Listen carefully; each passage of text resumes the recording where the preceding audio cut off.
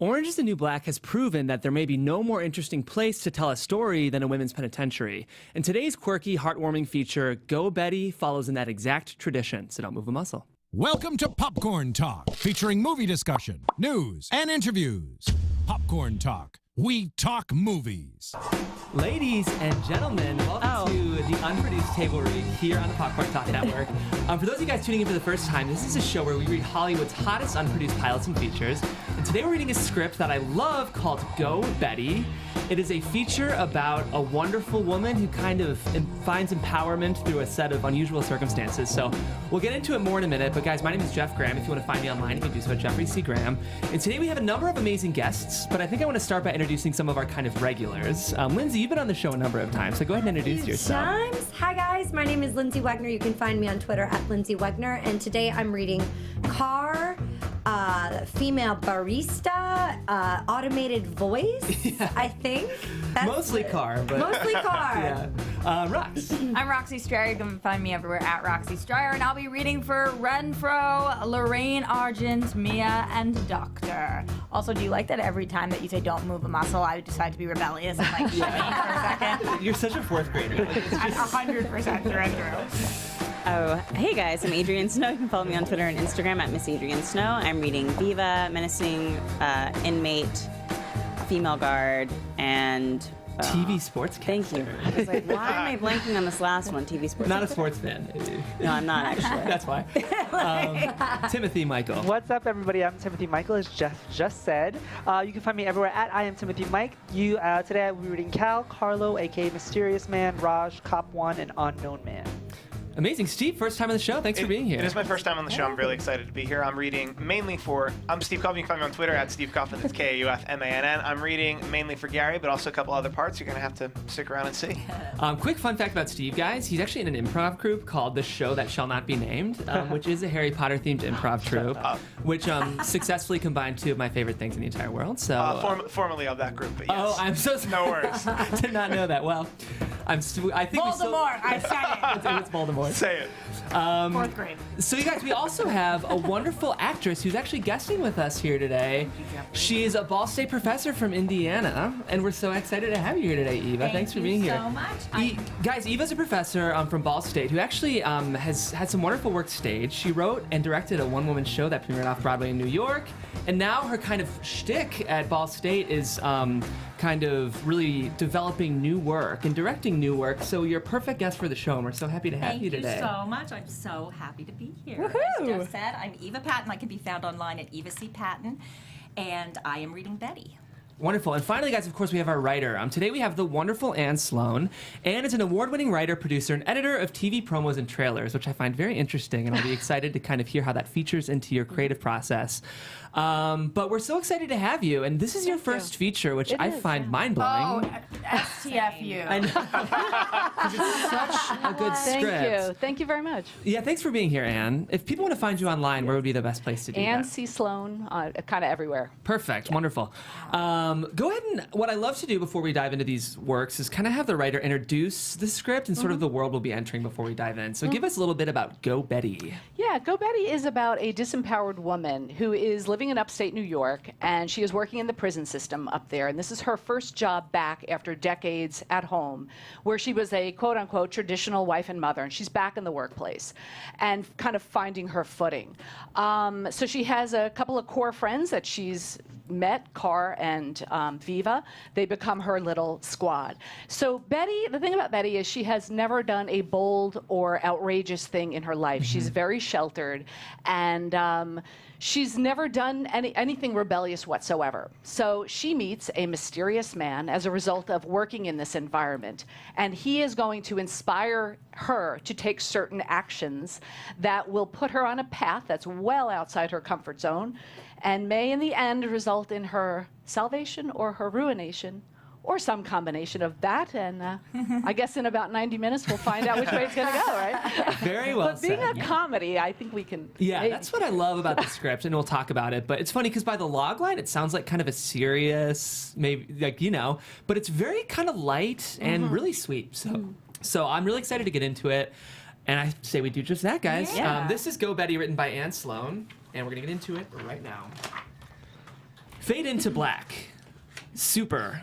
Always go too far because that's where you'll find the truth. Albert Camus. Text fades out. Interior bedroom night. Oh, but this is no mere bedroom. This is a boudoir straight out of a soap opera. Pillar candles of varying heights are everywhere.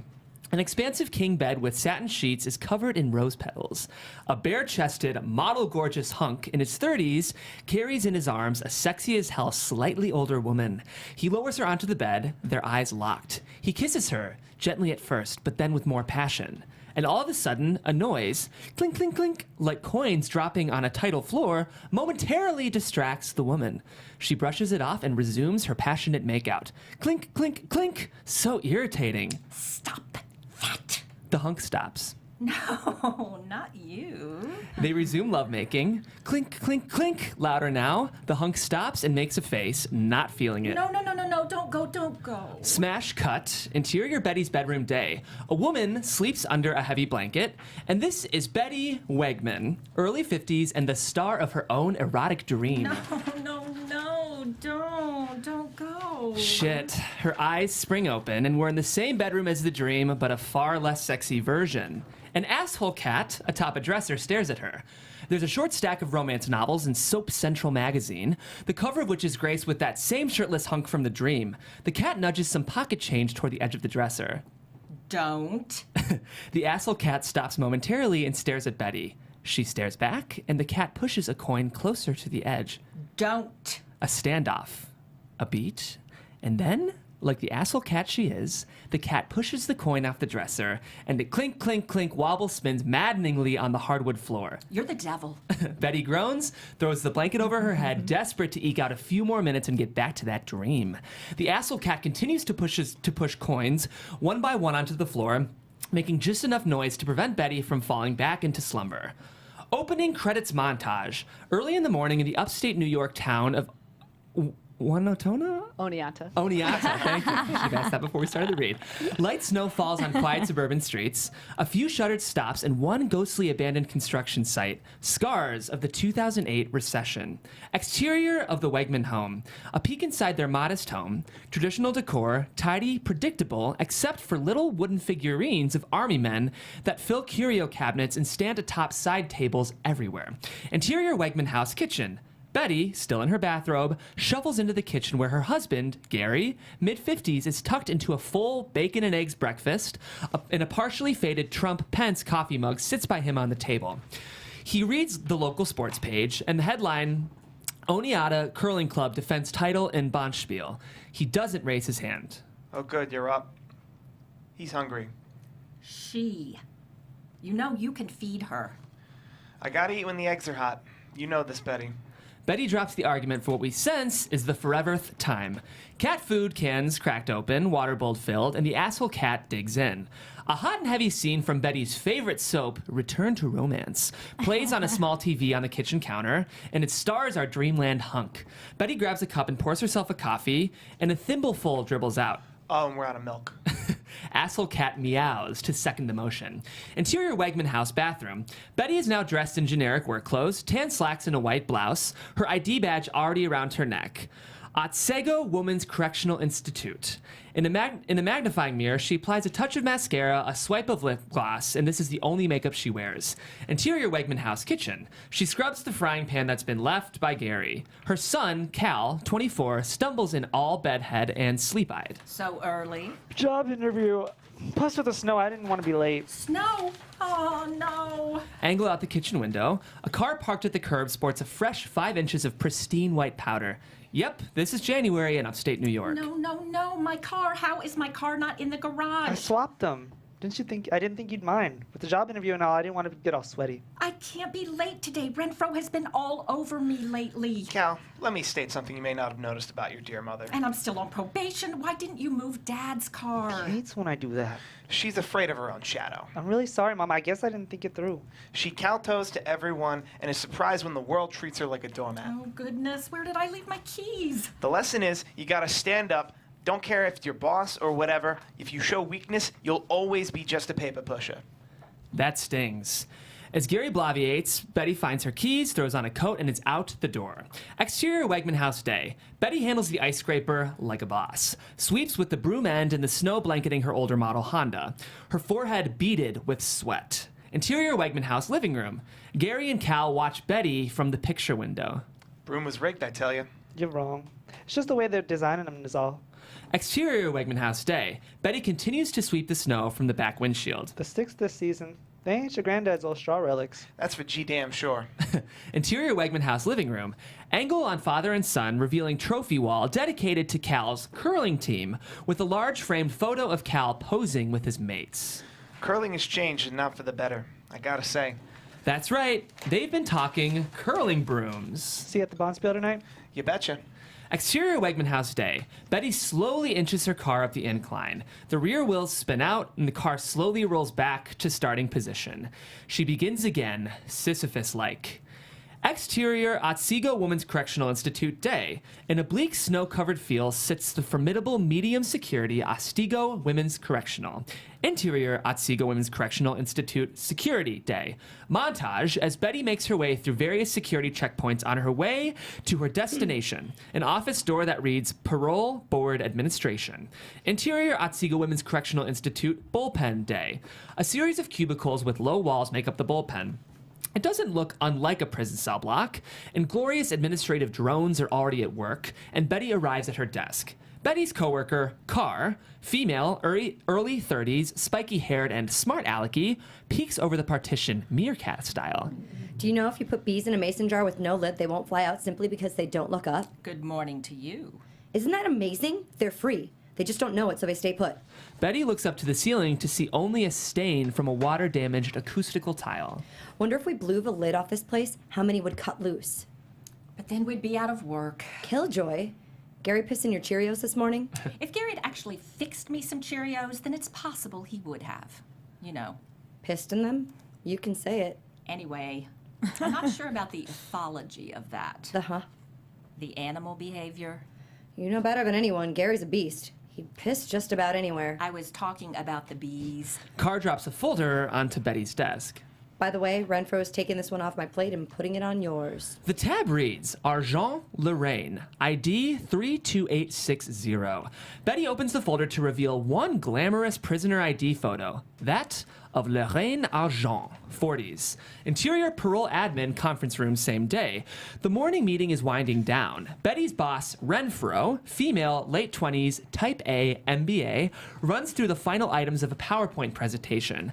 Betty sits between Carr and Viva, female, 60s, silver-haired, boho styled. So now that we all have the issues with the new software program ironed out, Carr shoots Viva a look. Yeah, we sure do. we are implementing a new program to help guide you toward your full potential as an employee. I introduce the whip. With some fanfare, Renfro clicks a button and a cheesy PowerPoint animation, complete with the sound effects, dissolves into the whip. Which stands for Workers Incentivization Program. The whip, seriously. An opportunity for the employee to involve themselves in a bonus activity of their own choosing, Ladies and gentlemen, the bee is back in subtle. which you will voluntarily complete at your own pace above and beyond your regular duties. When a problem comes along, you must whip it. Carr, something to add? Only that I wish that I'd thought of it myself. Appreciate the team enthusiasm. We could use more of that. Renfro pointedly looks at Betty, who sinks in her chair. More information will be coming in the weeks ahead, so that's it for today. Let's go get them. Interior Otsego hallway continuous. Betty and coworkers file into the hallway. Betty, a moment. Renfro waits for everyone to clear the hall. Just a friendly check-in. Your 6-month probation period is halfway over. How would you say you're doing? Well, I would say I think I'm doing pretty. Using no words, though. Just give yourself a thumbs up, thumbs down, thumbs to the side. Thumbs to the side. Like this. Renfro demonstrates, puts her thumb in a 9 o'clock position and raises it up, and Betty mirrors the action. Renfro changes direction and turns her thumb down. Betty moves her own thumb down to the 11 o'clock position. Renfro's thumb mostly points down, so Betty lands at 10 o'clock. So you'd give yourself an 8 o'clock. I was thinking 10:30, 10:45. Renfro reaches out and pushes Betty's thumb downward. So 8:30 it is. I would agree. So it's clear to both of us there's some improvement to be made, and I think the whip is going to help. I really do. Great. Otherwise, I'm sorry to say we may have to terminate. Betty holds her Renfro face, but her eyes say, yikes. Interior lunchroom later. Betty, Carr, and Viva sit over lunch in the break room. Carr flips through a People magazine. Viva works on a craft project. Glue gun in hand, she bedazzles a t-shirt with sequins. Betty deeply concentrates on the contents of an official-looking manila folder. I don't want to butt in. You ever notice how people say that right before they butt in? But you're really not supposed to take those out of admin. Listen to this. Doris Broderick. The Big D? Atsega's most notorious inmate. Serving 30 to life for the murder of her husband, Henry. Wow, she seems so mild. Seriously, Renfro has spoken to you about already about taking inmate files out of the bullpen. I know. Didn't she just now give you a warning? Chill, Viva. A little rule breaking never hurt anyone. Sure, except for absolutely every inmate in this place. Carr waves Viva off and signals for Betty to I always proceed. bring them back. What's the harm? I just like reading the stories. This is good. Listen. On the morning of Sunday, February 11th, 2002, Henry Broderick, age 54, and his wife, Doris Broderick, 47, were driving from their home in Syracuse, New York, on their way to Immaculate Family Catholic Church in Skaneateles. Interior car, fantasy reenactment day. We are at the scene of the crime as it's happening in Betty's imagination, inside a sedan traveling through suburbia. Doris Broderick, late 40s, rides shotgun while Henry Broderick, 50s, commands the wheel. We intercut between Doris's crocheting and Henry's driving. In her signed confession, Mrs. Broderick states she was a passenger in the vehicle being driven by her husband. Angle on Henry, his body language hostile. Red-faced, mid-tirade, he spits angry words that we don't hear. Whereupon her husband suddenly became very agitated and began yelling at her. He reached over, grabbed the Afghan Mrs. Broderick was crocheting, and threw it out the window. We cut from Henry to the passenger seat. Surprise! In this fantasy, Doris has turned into Betty. At this point, Doris Broderick claims she extracted from her crochet bag a Walter P22 pistol. As Doris/Betty calmly raises the gun, we reverse angle to reveal who's driving. And yep, you guessed it, her husband Gary. Aimed it at point-blank range at her husband and fired a single bullet, striking the victim's right temple. As Henry/Gary flops dead against the door, Doris/Betty reaches over and calmly steers the car to the side of the road where it comes to a complete stop. Henry Broderick died of exsanguination and hypoxia at the scene. Doris Broderick was unharmed in the ensuing car accident and was later taken into custody. Doris/Betty inside the car benignly dabs on lipstick while her husband bleeds out. Interior lunchroom continuous day. Betty relaxes back into her seat, closes the file in her eyes, and sighs a deep post-coital sigh. This is Betty's porn, and boy, was it good. Wow. I mean, wow. What a story. Good God, Betty, get a room. I knew it. Underneath the contained exterior is a freak. Oh, come on. I just like the stories. They're all so interesting. I do not understand your fascination with these murderesses. Please, murderers. Must we feminize the word? It's very derogatory. Really? Derogatory? That's the crime here? It's morbid. Well, of course they're horrible people, but what else am I going to do on my break? A nice hobby, maybe? Reveal what Viva is bedazzling. A t-shirt with an image of a blonde-haired, blue-eyed Jesus, heretofore referred to as BHBE Jesus, his Bradley Cooper-esque eyes encrusted with shiny glass beads. Curious. How many of those shirts do you need? Well, they're not for me. I'm selling them. Viva's got an Etsy store. BHBE Jesus. Blonde-haired, blue-eyed Jesus. And people buy them? Oh, all sorts. Church ladies, hipsters. Wow, that's great. Lying like hell, clearly Betty thinks that this is a crackpot idea. You need to find your passion and stop wasting your time reading about murderesses. So what blows your skirt up? Betty thinks for a moment, stumped. 5 decades into this life, and she hasn't got a clue. Best way to find yourself? Get yourself lost. Betty looks at the t-shirt, and BHBE Jesus' sequined eye seems to wink at her. Did anyone else just see that? Renfro suddenly pops her head into the lunchroom, a folder in hand, and Betty quickly closes the file she's holding. Betty, there you are. After lunch, I need you to go across the yard and get these to processing. They need to go right away. Betty hesitates, fearful. Across the yard? Can't a guard take them? As soon as you're done. Renfro drops the folder on the table and leaves. I hate crossing the yard. Betty. I know, but there are some violent women out there. You think somebody's gonna come up behind you and shiv you? Carr comically stabs in the air with her plastic knife. And yes, that actually is exactly what Betty fears. Oh, no. You've been reading too many of those prisoner profiles. You're letting your imagination run away. These girls are harmless. Well, I wouldn't say harmless. See? Knock it off, Carr. Betty, you've been here almost 4 months already. These women are just here to serve their time, like all of us when it comes to it. Expose yourself to your deepest fear. After that, fear has no power. Listen to Yoda. The Lizard King, actually. Jim Morrison? I love you, you old hippie. Exterior prison yard continuous day. Betty exits the admin building and heads toward the structure opposite, 30 yards across the recreation yard where random inmates mill about. Betty walks fast, her breathing rapid. Nervous, she fumbles the file and it drops. Papers scatter, and a few take flight in the wind. Inmates snicker as Betty scrambles to collect them. One paper lands over by a group of women, and one menacing inmate stamps her boot down on the page, taunting Betty to come and get it. Here, kitty, kitty. As Betty freezes in fear, her new advisee, Lorraine Argent, takes notice. Despite being half the woman's size, Lorraine approaches the menacing inmate, whispers something to her, and the inmate backs off. All right, Argent, yeah, for you. Betty takes note of the yard's unlikely alpha female, turns and leaves the page behind. She arrives at the door, swipes her security pass through the mag stripe reader, and she pulls the handle too fast. It doesn't open. Swipes again, and she can see the inmates behind her reflected in the door's window, and someone laughs. Finally, she pulls the handle a third time, and finally it opens, and she darts inside. Interior Wegman house, workshop night.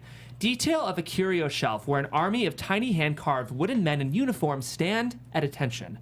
A wooden placard reads, "The Greatest Generation." These are the figures we saw strewn about in the house earlier. Under a magnifying glass, an X-Acto knife whittles a miniature wooden figure. Reveal Gary at the work table, and the song "The Battle of the Green Berets" plays in the background. Betty enters. I'm home. You catch the 5:30 train from Obviously? What? I can see that you're home. What time are you heading to the arena?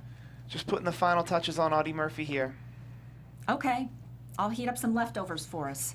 For yourself. I've eaten. Anyway, I don't think there are any leftovers left over. Betty sighs wearily. This is so not the first time that this has happened. I guess I'll see you over there. Interior Wegman house kitchen continuous. Close-up of a TV screen. Our now familiar soap hunk lowers a soap heroine, 30s, onto a divan and kisses her passionately. Betty sits alone, watches her show, and eats a sad, frozen dinner. The asshole cat, atop the counter, nudges one of Gary's Greatest Generation figurines to the edge. Betty side-eyes the cat, but says nothing. The asshole cat knocks over Teddy Roosevelt Jr. figurine into the trash. Devil cat. Betty gets up from her dinner and retrieves the little whittled man from the trash and places it back on its perch. Interior, Oneonta Curling Club establishing later. Betty's car pulls into the packed parking lot. Interior, Oneonta Curling Club continuous. A tournament in progress, a curling rock is released, and 3 men, one of whom is Cal, frantically sweeps the ice in its path. Betty makes her way through the stands to where Gary is seated next to Raj, 50s, nerdy, handsome Indian American. The only empty seat right next to Gary holds an empty snack tray and empty cups. Raj brightens when he sees Betty. Oh, here's Betty. Hello, Betty. Hey, Raj. Nice to see you. It's wonderful to see you again. That is a wonderful color on you.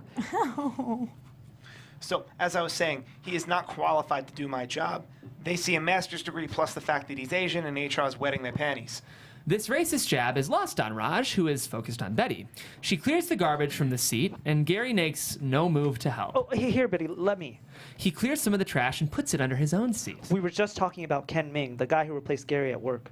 Ah, how's that going? Well, he's no Gary. Betty, dying to say something, bites her tongue. She sees Cal on the ice, and he's happy to see her, and they wave. Well, enough of that. Who wants a beer? Well, sure. I could go for one. Good. Bring back 3. Raj, last round. So here. He hands her a $10 bill. I'll go with you. That's too much to carry. Raj, sit. I know you're probably used to more delicate women in your country, but Betty here is a workhorse. We don't like to spoil her. Isn't that right, Betty? I would really like to stretch my legs. Betty and Raj exit the row. What country are you originally from, Raj? Pittsburgh. Interior, Ononanta Curling Club refreshment stand. Betty and Raj stand in line for a beer. Raj seems nervous, and Betty is flattered. It's been a long time since she made a man flustered. I imagine you're a wonderful cook. I used to see the lunches Gary used to bring to work. Boy, oh boy, tuna sandwiches, turkey sandwiches. It always looked so...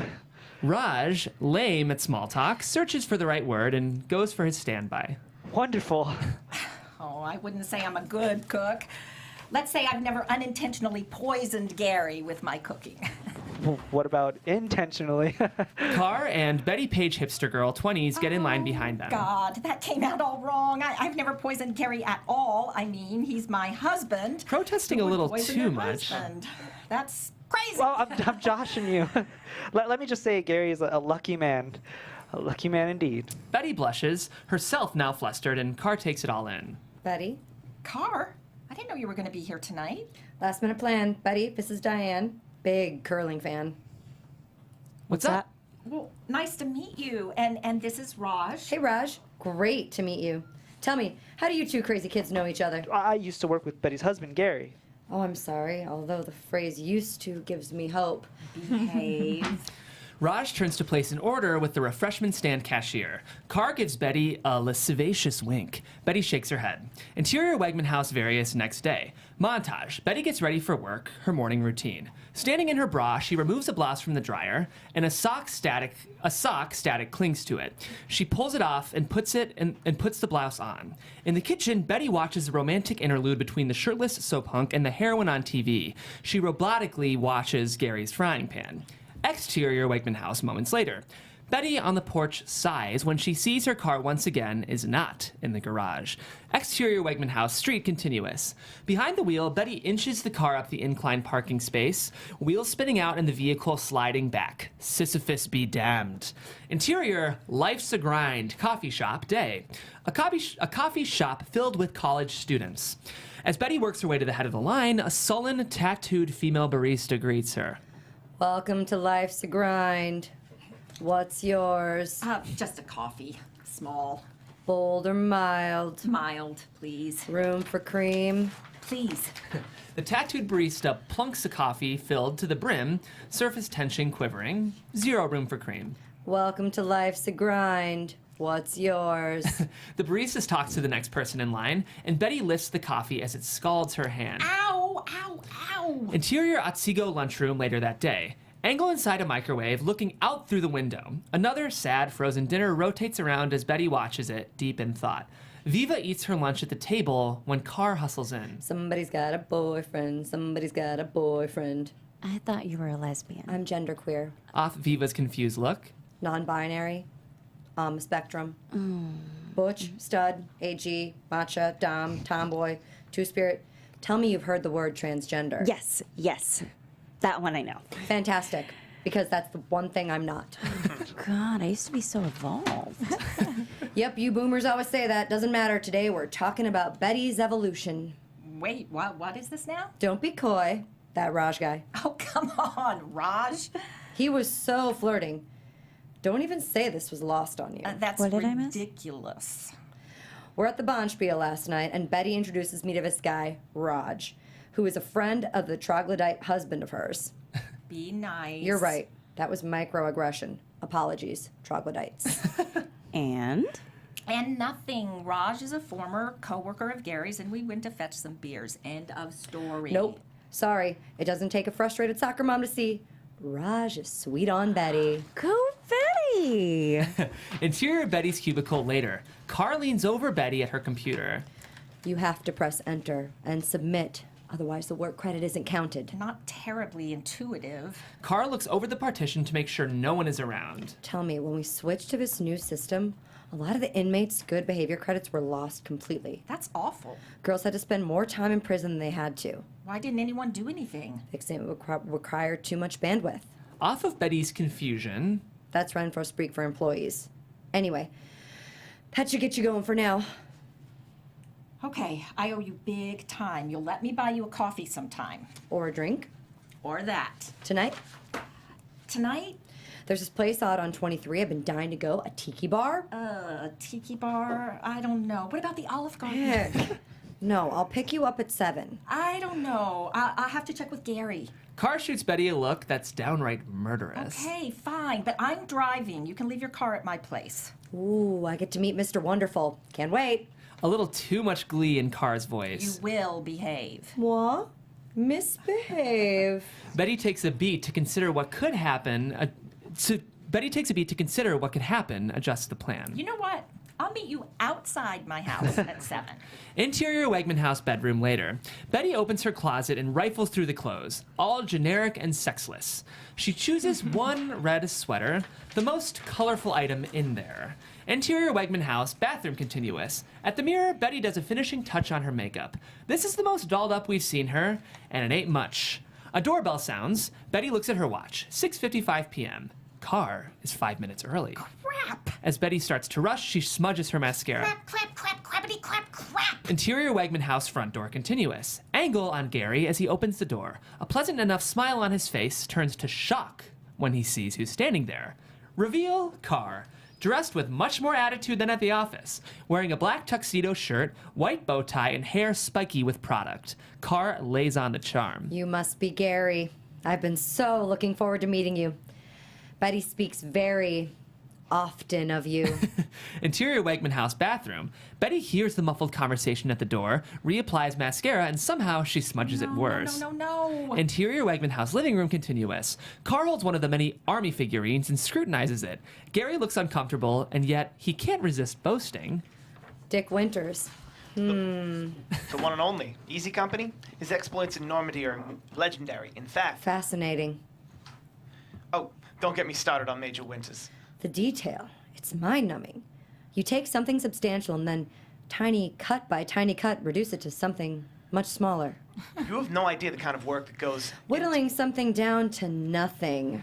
Betty rushes into the living room, breathless. Sorry to keep you waiting. I'm ready. Gary takes the figurine back, not sure if Carr's fucking with him. Oh, no problem. We were just bonding. Betty grabs Carr by the arm and they hustle to the door. I was just admiring Gary's little dick, Dick Winters. Apparently he was the shit in World War II. And off we go. Great to meet you, Gary. I'll try to get your wife back in one piece. Carr winks at Gary, who stands flummoxed at what just happened. Interior Betty's car, continuous. Betty drives. So, this tiki bar. Lorraine Argent told me about it. Lorraine Argent? Your new advisee? That hottie doing 5 to 7 for wired fraud claims she was framed. Please tell me you read her file. Oh, I read it. As Betty thinks, we enter fantasy mode. Interior, 1940s office, hall, day. Suddenly, we're in black and white. An office with 1940s furnishings. Lorraine sits at a vintage steel desk and talks into an old rotary phone. She wears a shoulder-padded jacket, her hair in a chignon. Sunlight streams through Venetian blinds and smoke swirls from a cigarette in an ashtray. It's very noir. Lorraine smooth talks someone and we hear snippets. Routing number 579255604. That's right. Confirming a deposit of $100,000. God bless you. Your grandson's cancer will be cured, I feel it. Suddenly, crash! The door is kicked open by two kappas, white males in their 30s in 1940s police uniforms, their guns drawn. Drop the blow, a doll face, or I squirt metal. Lorraine stands in shock. The grift's over, Cupcake. Seems your man dropped a dime on you. Hands behind your back. Let's try on these bracelets. Happy birthday. This is a mistake. I'm innocent. Innocent, I tell you. Cop 1 pulls her hands behind her backs and cuffs her. I'm just a patsy, a nobody. You gotta believe me, fellas. They hustle her into the hall as she struggles. Such a trap. You're a shopper if I ever saw one. As they walk down the hall, they pass Betty in a 1940s outfit, her hair done up in period victory rolls. She's carrying files, looking very secretarial. Lorraine calls out. It's a mistake. Betty, can you help me? Betty! I'm just a paper pusher. And with that, Fantasyland Betty clumsily drops the files she was carrying. End flashback. Exterior, Tiki Tonga Hut, establishing continuous. A faux thatched roof building with the Polynesian styling. Snow is piled halfway up the large totem pole at the entrance to comic effect.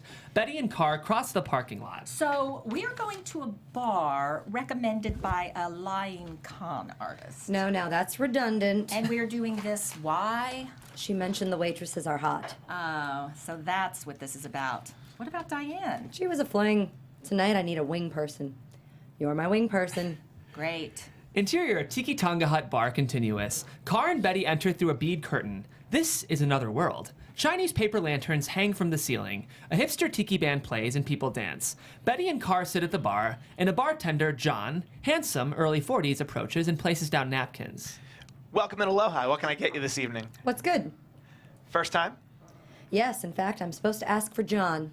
You ask, and like magic, I appear. Oh, awesome. We're friends of Lorraine Argent. Lorraine? Well, friends might not be the right word. One of my favorite people. How is she? She's doing all right. She said to say hello. In that case, I know just what to make you. You'll love it. It's Lorraine's favorite. John heads down the bar and gets busy with the drinks. He talks to a beautiful waitress, Mia, in her 20s. Cool place. Interesting place. A chain-orgasm-dressed waitress brings a cocktail to a mysterious man in his mid-40s, sitting alone at a nearby table. He's dressed very formally in a double-breasted suit, and he reads a book by lamplight. His dress, his manners seem all out of place and all out of time. Should we really be mentioning Lorraine? Betty, I mean, we're kind of the enemy, aren't we, corrections employees? we didn't put her there.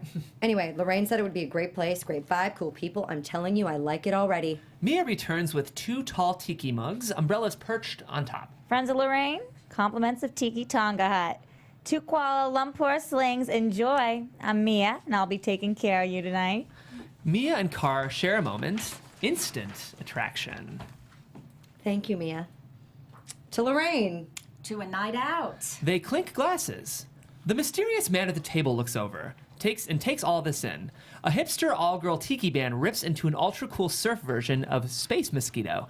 Montage. Food arrives, more drinks, and we time cut to Carr, drunker than Betty, and we catch them mid-conversation at the bar. Renfro's leaning so far in, she's about to trip goddamn over that software fiasco. She brushed it under the rug. Inmates didn't complain? Sure, but nothing happened. It's prison. They don't have a lot of rights. I feel like she's got it in for me. Look, she just wants to think shit's handled. Even if it's not, just act like it is. Handled. Okay. Talk about optics and paradigm shifts. Most importantly, avoid details. Repeat that back to me. Avoid details. There's totally hope for you yet. Trust me, she is totally bamboozleable. Bamboozleable? Carr flubs the pronunciation, and Betty laughs, having fun. Bamboos. That's not a real word. It is if we say so. We don't live in a police state. We just work in one. Off of Carr's look, giggling. Optics. Bandwidth. Bamboozleable. Exactly. Anyways, screw that tool. I came to dance. And in a flash, Carr's up and dancing with everyone. John the bartender chats to Mia. Betty watches the mysterious man. He's too interesting to ignore. He meets Betty's gaze and she nervously looks away. Carr pulls a resistant Betty up to the dance floor. Slowly, surely, Betty starts to have fun. Mia joins them and sidles up to Carr. Hey, Hey, back. Isn't this a fireable offense? shift's over. Time cut. Party's still going on. Betty exits the restroom. There you are. Listen, I'm gonna head out. Carr indicates toward the door where Mia waits. Cool if I leave my car at your house? I'll Uber to work and get it after. Oh, sure. We okay? You can make it home all right? Absolutely. Have fun. Exterior Tiki Tonga Hut parking lot night. Snow falls, and Betty arrives at her car and remotes open the doors. She retrieves the ice scraper from the trunk, and she slams the hood down. Suddenly, we reveal the mysterious man from the bar. He's dressed in a long camel coat and fedora. In the midst of winter. Betty reels, almost losing her balance, and she raises the ice scraper in self-defense. I'm so sorry. I didn't mean to startle you. I merely wanted to be of service. Carlo Demeter. I, too, am a friend of Lorraine Argent. He hands Betty an elegant calling card with embossed script, Carlo Demeter, old-fashioned except for the email address at the bottom. Betty tentatively takes it. Betty, Wegman. Lovely to meet you, Betty. I could not help over here, but you talking about Lorraine. Please, allow me. Note on Carlo's accent. A bygone mid-Atlantic formality, rich and plumly, almost theatrical. He takes the ice scraper from her hand and gets to work on the windshield. As I was saying before I rudely frightened you, in the midst of winter I found within me an invincible summer, and that makes me happy. My favorite quote of Albert Camus. Invincible summer, or any sort of summer, sounds pretty good right about now. Do not worry. Our dark days will be behind us soon enough. On the windshields. I think that's clarity enough for your drive. I bid you good evening and safe home. With a gallant flourish, Carlo hands the ice scraper back and tips his hat, retreating into the night. Betty stands transfixed. No one ever helps her. Interior Wegman house bedroom morning. Betty wakes with a start, eyes the alarm clock, which reads 7:55 a.m. Damn, she's late. Where's the asshole cat when you need her? Crap! She flies out of bed and into the shower. Quick cuts, teeth brushing, a swipe of mascara, getting all dressed up, all rushed. Betty at the clothes dryer pulling out a sweater, a pair of white granty panties, static clinging to the back of her sweater. Unseen by Betty, she throws the sweater on. Interior Wegman house kitchen. Betty rushes in, and Gary sits over his now finished breakfast, newspaper in hand. I can't believe the hour. You couldn't have given me a heads up. Not my job, Betty. I know it's not your job. Not my but job. The frying pan sits in the sink, and despite being late, Betty just can't leave it, so she scours the pan. The asshole cat sleeps contentedly on the windowsill. The cat didn't even wake me. Because I fed him. Her, Gary. Her. Of all days to start feeding the cat. Not my fault you stayed out too late. Don't do the crime if you can't pay the time. Betty turns to put the frying pan away. Gary sees the granny panties stuck to the back of her sweater. Betty? Not now. I'm already late. And with that, she flies out of the kitchen, grabs her coat from the rack in the hall, the sound of the front door slamming. Suit yourself. Interior lunchroom later that morning. Betty pours out the dregs from the coffee pot in the break room, the underpants still clinging to her sweater. Based on her reaction after one sip, it's a bitter brew. Renfro enters, file in hand. Betty, there you are. I kept calling your desk. Were you late today? No, Oh, it doesn't matter. This needs to get to processing now. Let me just grab my coat. Now! She exits. Betty dumps her coffee and rushes from the room with the file. Betty walks down the hall with the large white granny panties holding on to her sweater for dear life. Exterior prison yard, continuous. Betty exits the administrative building and once again heads toward the structure opposite. She breathes rapidly. This has not gotten any easier. Betty side-eyes inmates and she hears snickering. She swipes her security pass through the mag stripe reader, pulls the handle, nothing. Here we go again. She glimpses an inmate behind her reflected in the door's window approaching. Quick swipes her pass, pulls the door, and nothing. The yard's alpha female, Lorraine Argent, comes closer and closer. Betty swipes her card a third time and the door won't give. Lorraine is almost on top of her and a hand comes up on Betty's back. This is it. Betty closes her eyes and braces to feel the knife in her back. Honey, have you been walking around like this all day? Betty reels to face her attacker, who holds not a shiv, but Betty's granny panties in her hand. God, how embarrassing. Lorraine offers a warm laugh as Betty takes the panties and shoves them in her pocket. Oh, don't be embarrassed. Static cling, every girl's enemy. Then? We haven't officially met, but I'm one of yours, Lorraine Argent. Yes, I know. Thank you, Miss Argent. Please, Lorraine. I should be on a first-name basis with the woman who does such a wonderful job keeping track of my parole credits. It's just my job. Listen, I wanted to apologize for the other day, for what happened to you on the yard, and to return this. She reaches into her pocket and pulls out the paper Betty dropped. It's dirty and it's folded. I was going to give it to one of the guards to get back to you, but I didn't want to get you in trouble, so... I guess I didn't realize I dropped this. She trails off, self-conscious of her lie and her cowardice. Lorraine catches it. Mean girls. They're intimidating enough in middle school, but mean girls in prison? Believe me, I was scared of them too when I first got here. You were? Terrified. Anyway, I told them to lay off you. You're one of the good ones. Betty is touched. Well, I better get this file where it needs to be. Oh, me too. You know, places to go, people to see. She laughs. She's charming, likable. Betty turns to the door and swipes her card through the mag stripe reader, and the door swings open. Betty's about to duck inside when she turns back to Lorraine. Lorraine, by the way, I met some people who know you.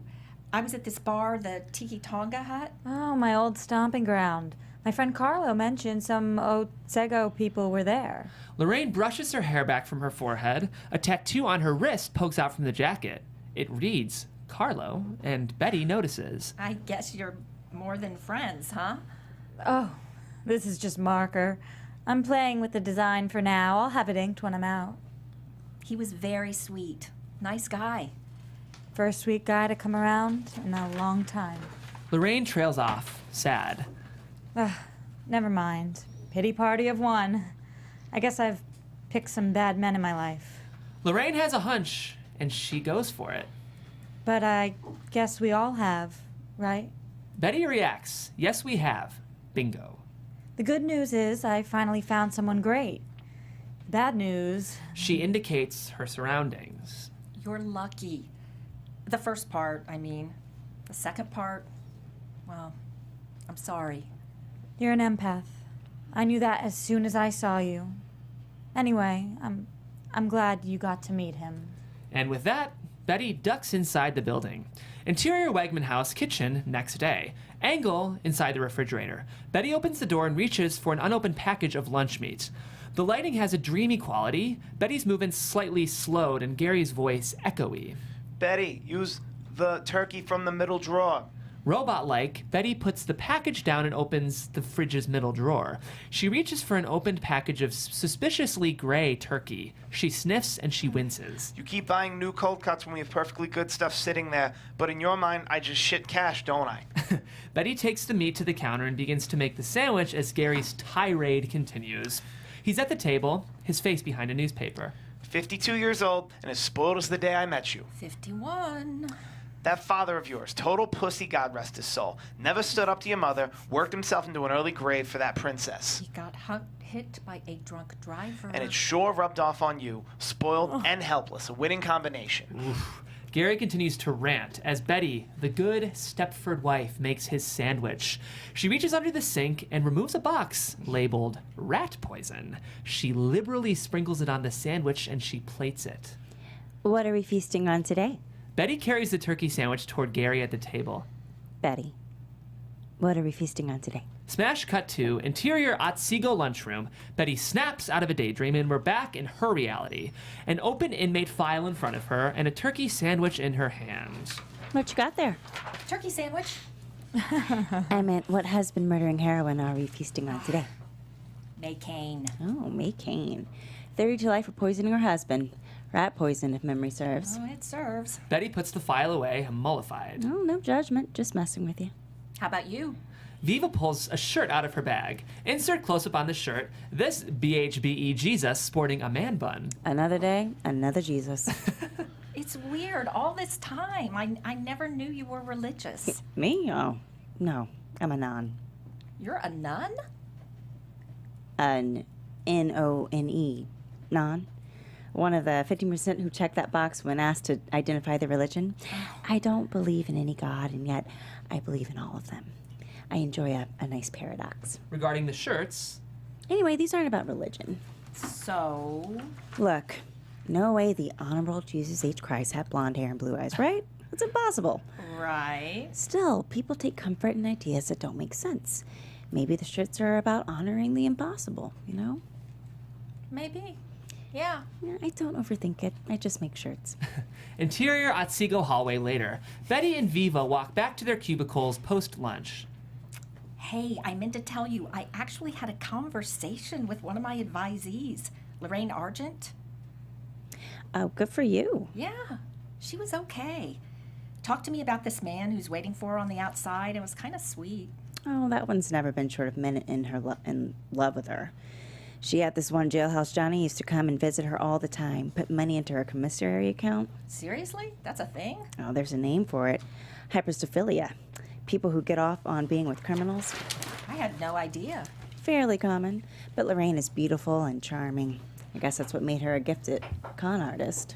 Betty takes all of this in. Interior Betty's cubicle later. Betty suddenly looks bored as she enters data in her computer. Suddenly, she Googles the Etsy site for BHBE Jesus T-shirts. BHBE Jesus T-shirts. Insert shots of the ways to customize your Jesus. Options to pick hair color, race, piercings, eye color, facial hair accessories, tats. The tag, customizable Jessie for every occasion.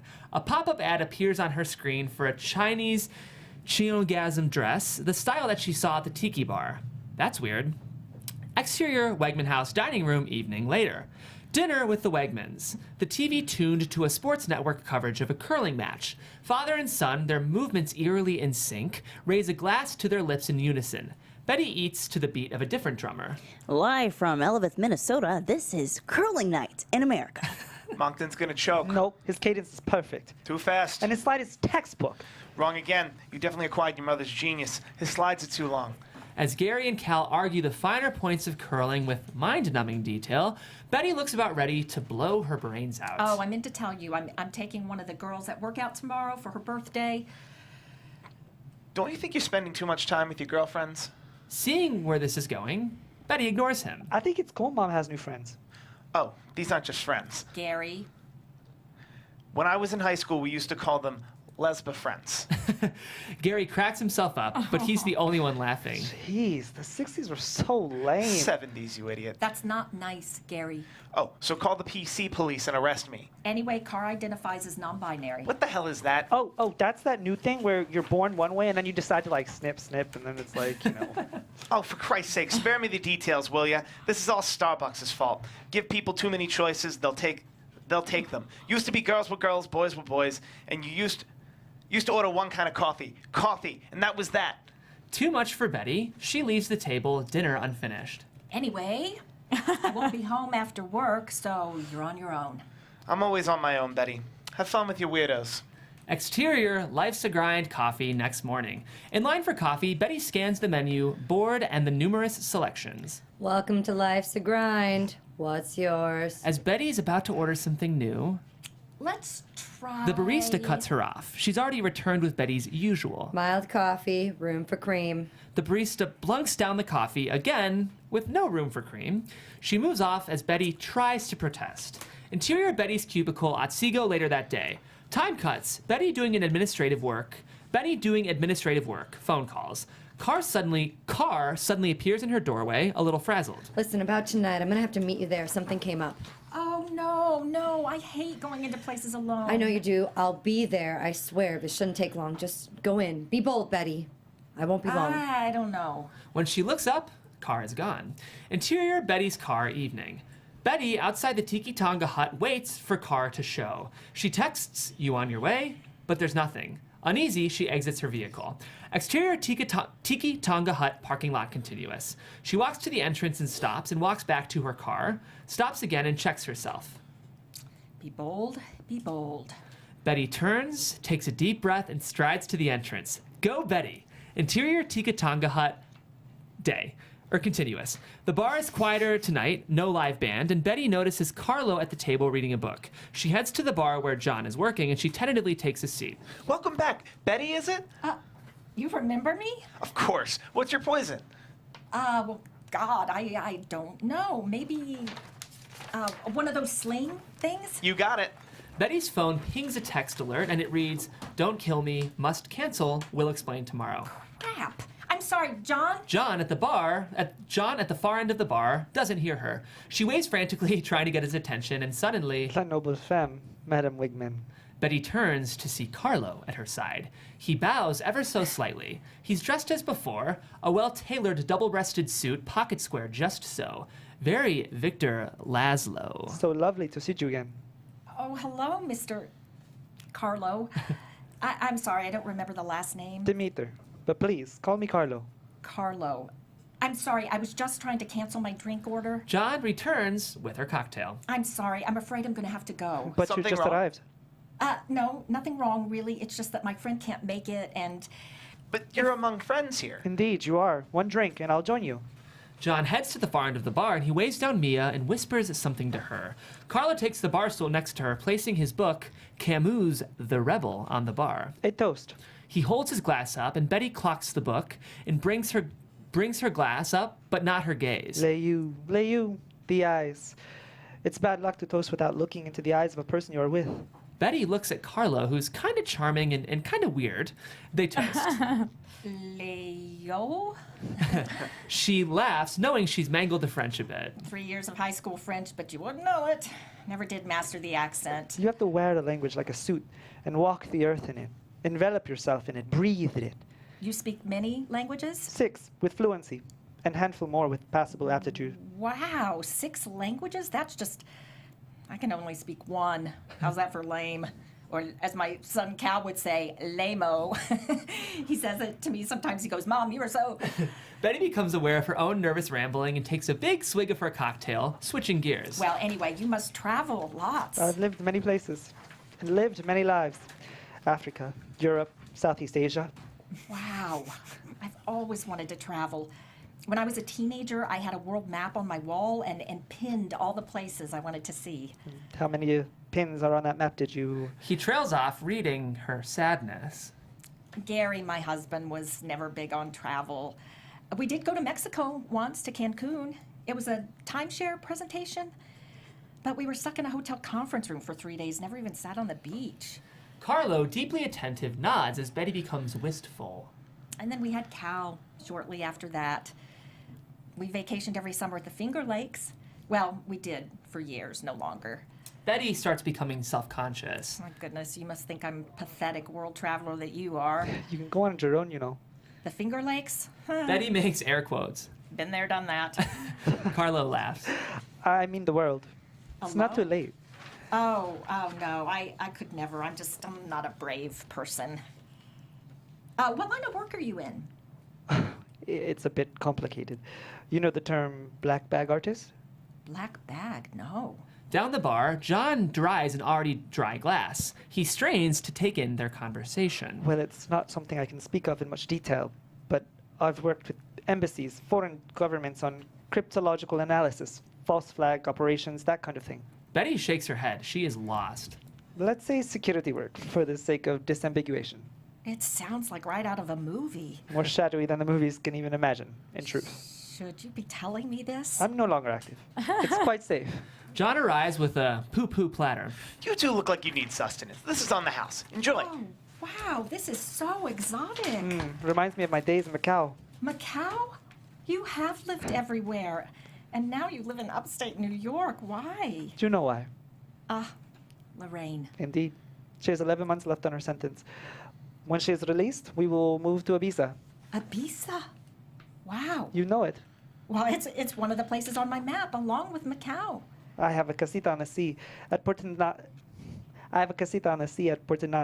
It's paradise. Paraíso. I have a photo. Carlo digs into his pocket. He takes out an old-fashioned bifold zippered wallet.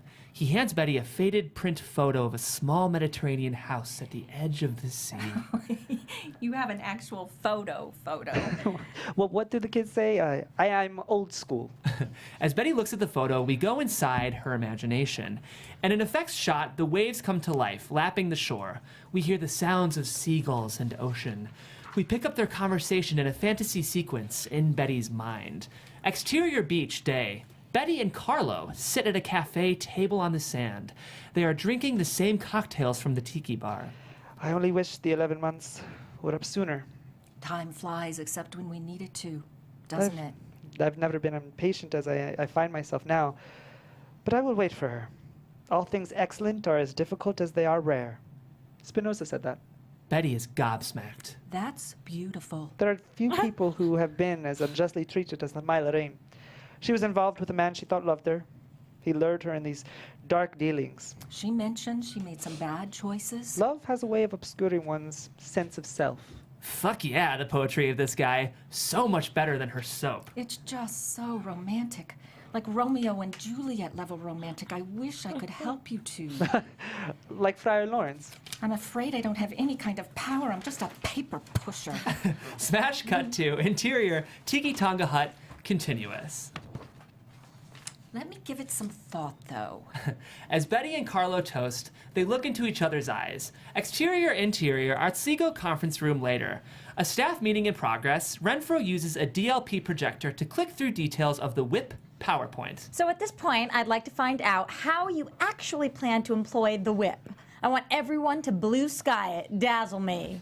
Car's hand shoots up. No details, just bullets. Car. Well, I think we can agree the stresses of work in a prison community such as ours can take its toll on the psychological well-being of the employee. Studies prove this. I did my master's thesis on this very thing. Did you? Wow, amazing coincidence. Viva and Betty roll their eyes at Car's effortless brown-nosing. There are no coincidences. Someone said that. Gandhi, I think. Yep, this is definitely no coincidence. She pointedly glares at Carr.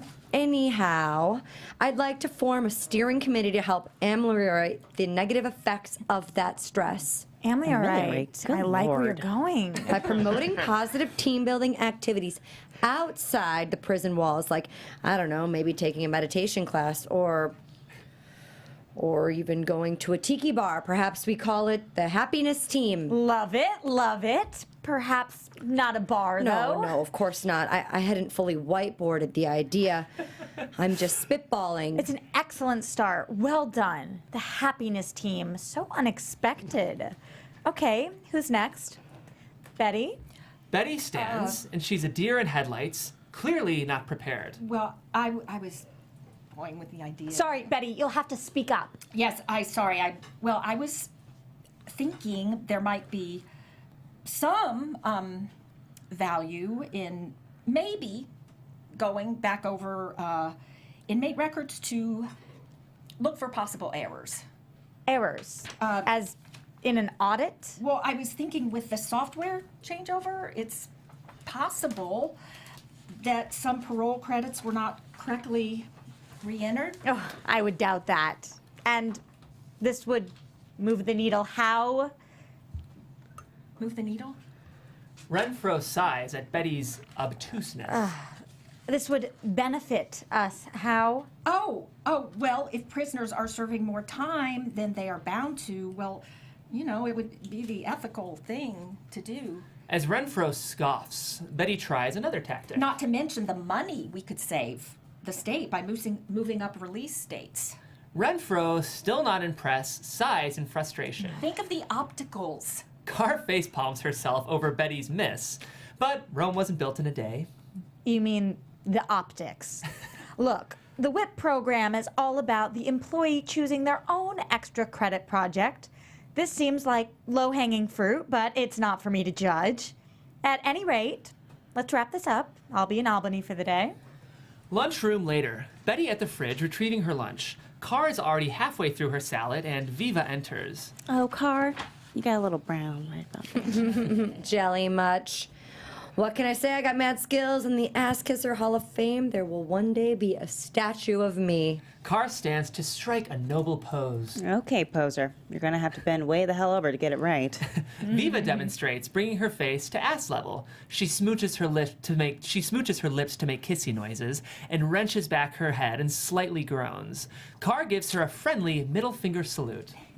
What do you say we go off campus? We haven't in ages. Renfro's out for the afternoon. When the tiger mom's away. Exterior Southside Mall establishing day. Interior food court. Betty and Viva leave the food court and throw their trash in the bin. They stop in front of a bookstore adjacent. Interior bookstore. As Viva peruses art books, Betty ambles through the philosophy section and stops at Camus' The Rebel. She starts to thumb through it. We probably shouldn't press our luck. I'm just gonna get this. Meet you outside? Exterior Southside Mall parking lot. Betty and Viva arrive at the car with their purchases. Viva suddenly grabs Betty's arms for balance. Whoa. You okay? Oh, I'm dizzy. Got a set. Betty quickly opens the car door and hustles Viva inside.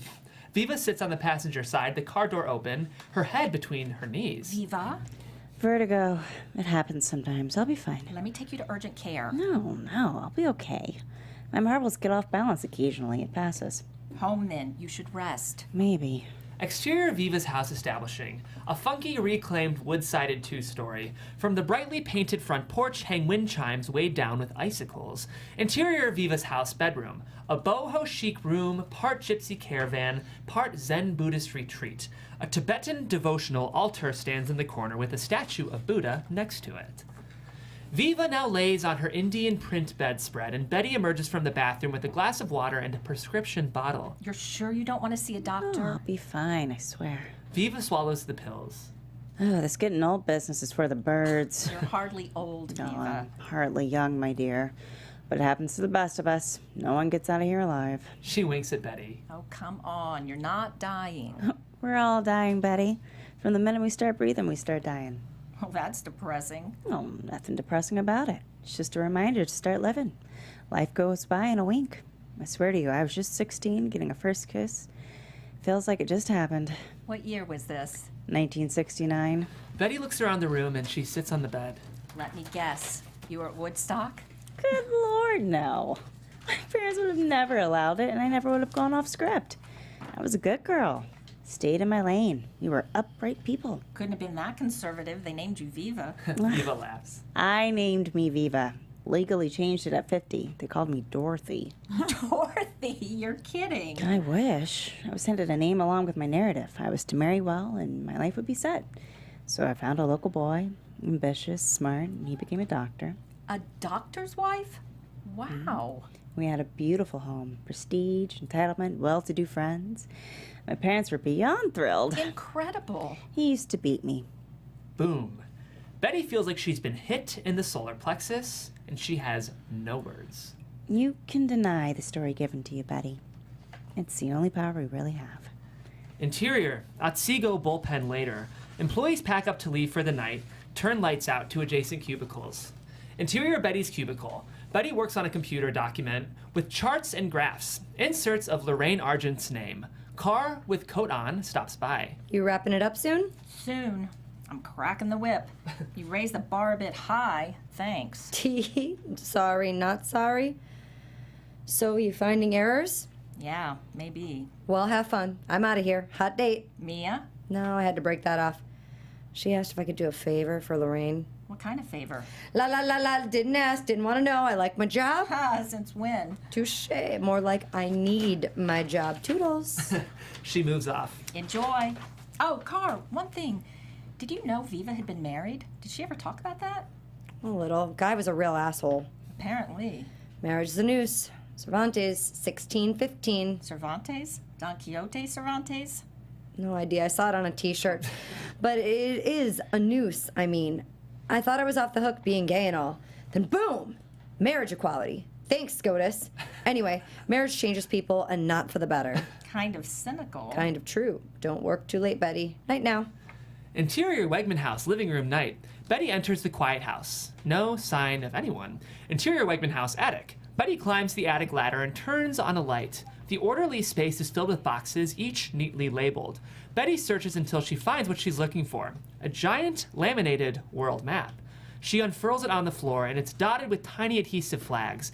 Betty runs her fingers over the flags, looking for Macau, Ibiza. She finds a space on the wall, and she hangs the map. Interior Wegman house, kitchen later. Betty eats dinner alone. Her iPad on its stand is open to a fan website for Return to Romance. Betty, disinterested, picks up the Rebel. The asshole cat stares at her from the counter, pawing a wooden figurine in the trash. Betty makes no move to retrieve it. Her iPad pings and a takeover splash ad has popped up. It grabs her attention, and it's another ad for the Chenongasm dress. This time she can't ignore it, and she clicks through to order one. Interior Wegman house kitchen next morning. Betty stands at the counter dressed for work. A hot soap opera scene unfolds on her small TV. Insert TV screen. The shirtless soap hunk, with a single sweep of his arm, clears a dinner table of china. It crashes to the floor with a mighty noise. He bends the half-dressed heroine over onto the table, and he mounts her. Cut to the Wegman dining table, and it's a much tamer scene. Gary eating his eggs with exaggerated liquidy chewing sounds. Betty looks at Gary, shudders, and turns back to the TV. We enter the soap scene full frame as it plays in Betty's mind. The couple in the passionate throes of romance, but they've turned into Lorraine and Carlo. Romance music swells. Mom. Earth to Mom. Oh, you're up early. Cal motions, get out of the way with his arm. He's trying to get to the coffee, but Betty's blocking it. Another job interview? No, just couldn't sleep.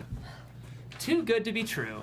Disgusted, she snaps off the TV, and Betty sees Gary's frying pan in the sink, and for the first time, she leaves it there. She grabs her coat and she exits. Interior Wegman house continuous. Betty, parked on the hill in front of the house, slowly inches her car forward. The rear wheels spin out, but as the car starts to roll back, Betty guns the engine and maneuvers out of the parking space. Another first. Interior Otsego bullpen later. As Betty makes her way to the cubicle, she passes Viva, already at her desk, and she looks a little wan. I thought you'd be taking the rest of the week. How do you feel? I'm a little tired, but a lot better. Thanks for everything yesterday. Of course. Betty arrives at her cubicle and can hear Carr typing away at her computer next door. Morning. No response. That's weird. Betty pops her head over the partition wall. Carr, you okay? Angle on Carr in the cubicle, looking upset. In a word, no. Want to talk? In a word, no. Betty sinks down into her chair. Carr's head pops up from her side of the partition. That came out way too bitchy. Later. Let's talk later, okay? Interior prisoner interview room, later. Lorraine and Betty sit on opposite sides of a table and review work credits. I'm seeing you signed up for something new. Vocational training with computers. I have that right?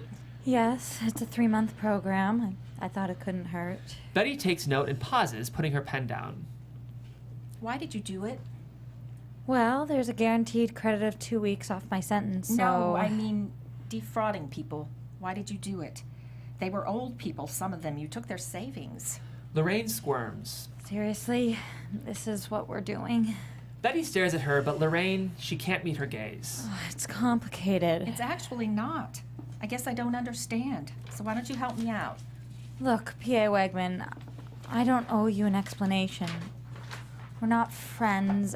I've already been judged, sentenced, and I'm doing my time. It's just that you seem like a decent enough person.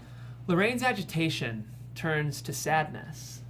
There are circumstances that they tip the scale, that make people do things, go too far. And I've had a rough history. Well, a lot of people have. Lorraine becomes pensive. Well, maybe I'm just not a good person.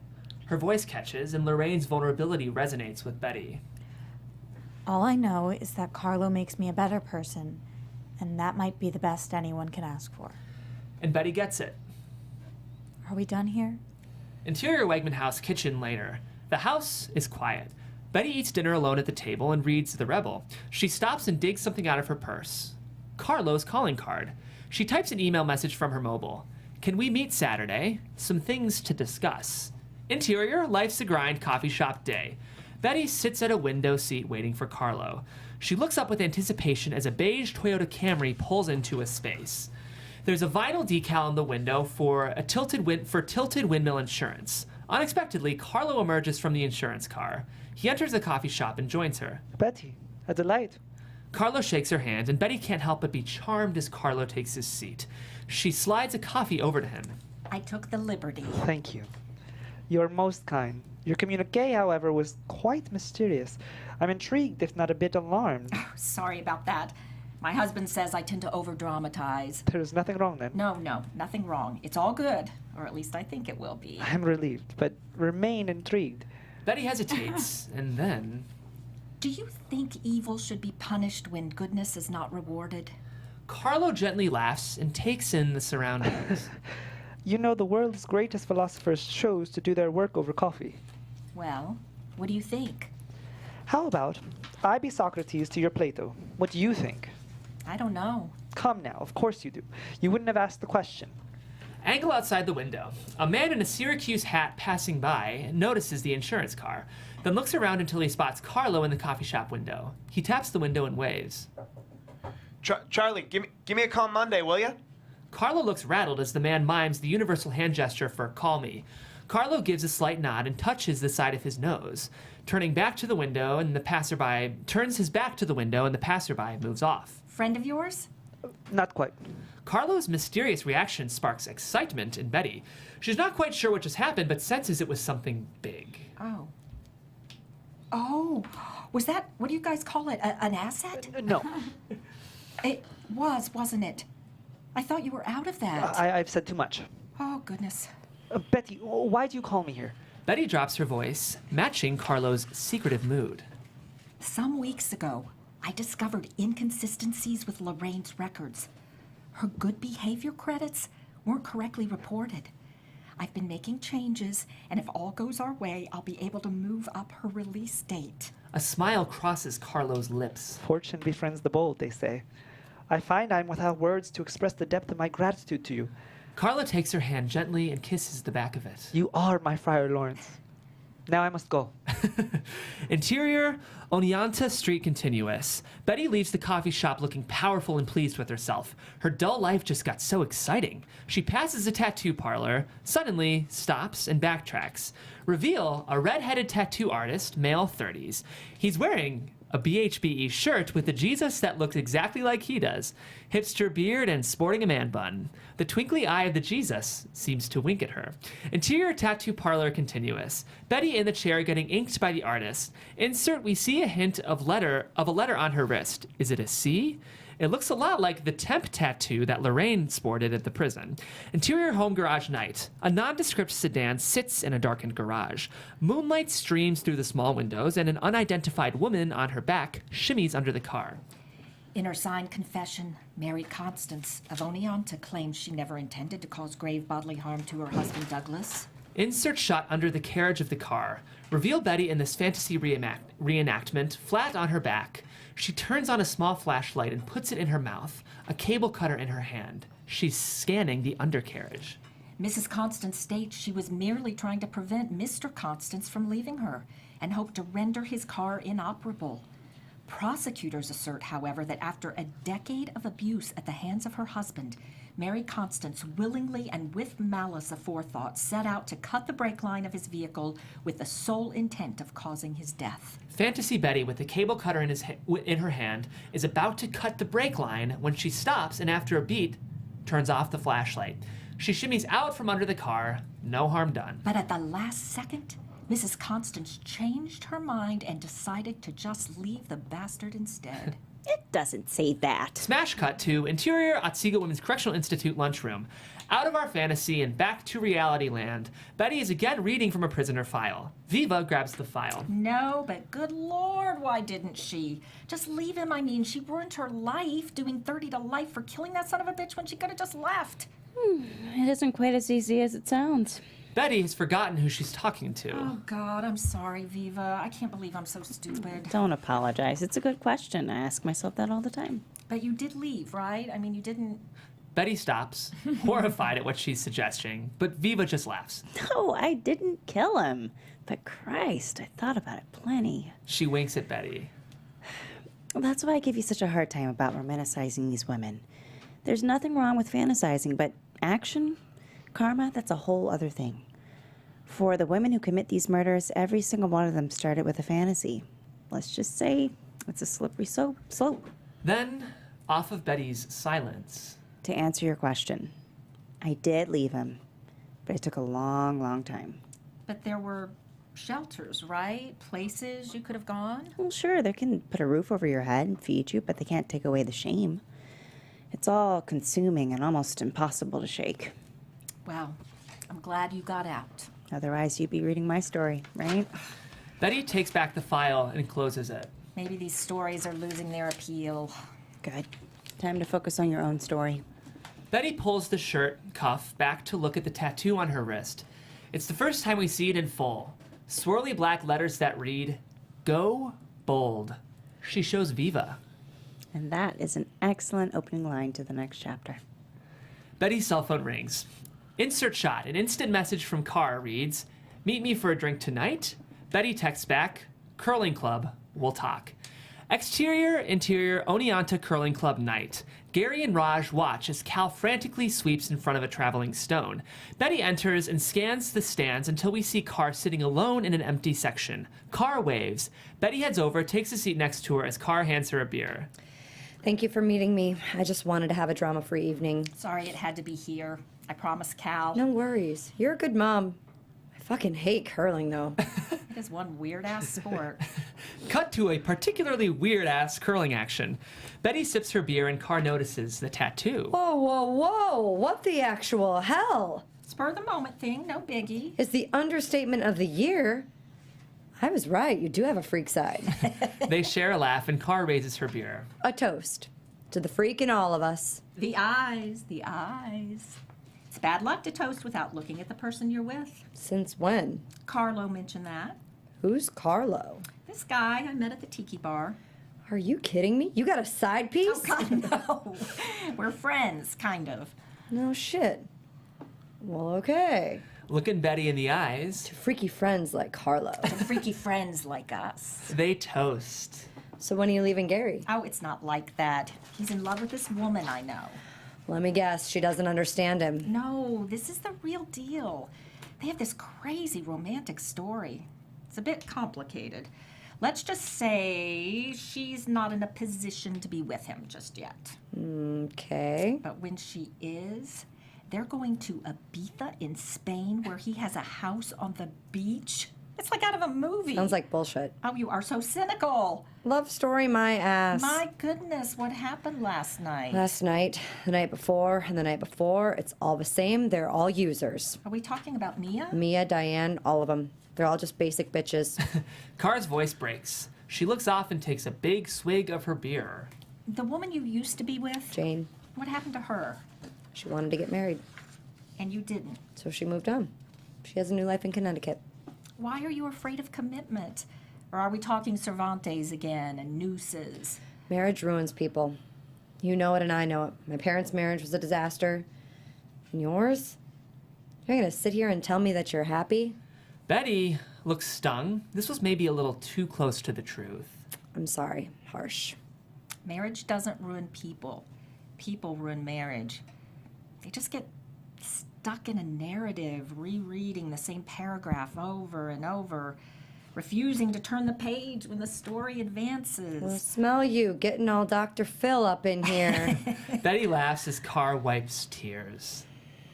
Do you still love him? Betty, lost on how to answer, falls silent. Did you ever?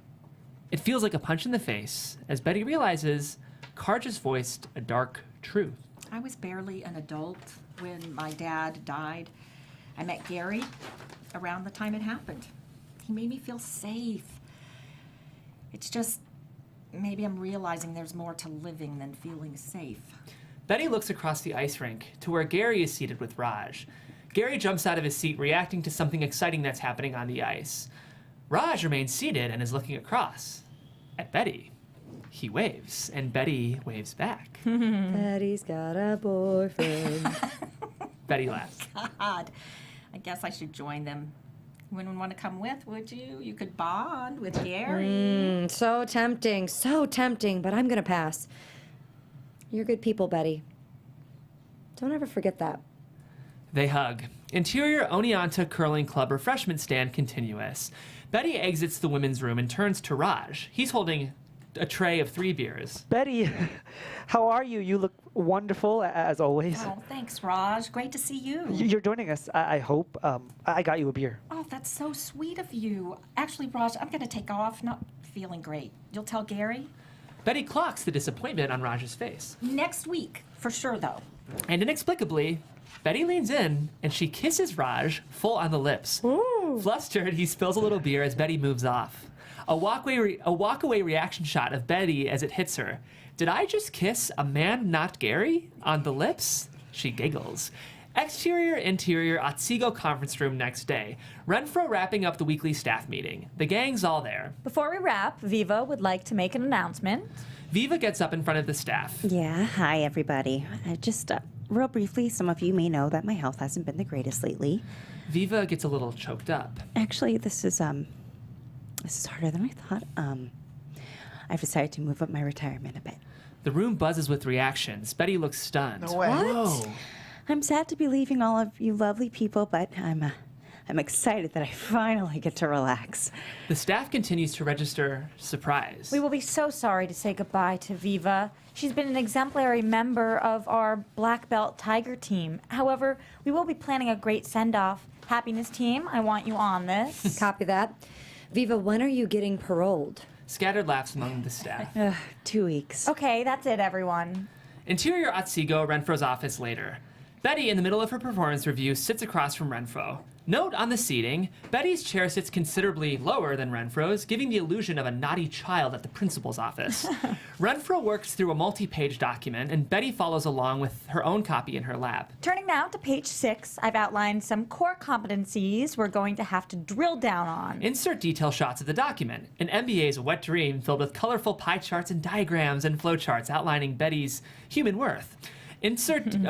Renfro works through a multi-page document, and Betty follows along with her own copy in her lap.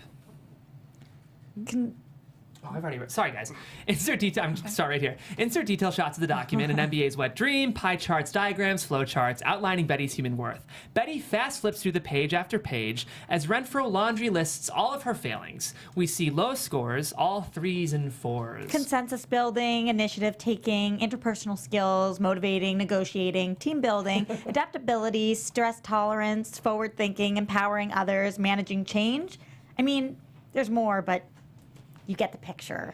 Betty looks crestfallen. Oh, don't worry. This isn't a bad review. So it's a good review? Oh, no. It's a window of opportunity. So let's open the window, Betty, okay? I need you on my Tiger team, for sure. But you do have to turn it around, otherwise, you know. Renfro gives Betty a big thumbs down as she slides a document across the table. Now, if you'll just sign here stating you've read the review and you accept it. But we haven't talked about the WHIP program yet. I thought our extracurricular participation in that would be a factor in the review. Yeah, sure, yes. I do have a 3 p.m. hard stop, but go ahead, dazzle me. Betty tries to sit up tall, but Renfro's visitor chair seems ergo-designed to disempower.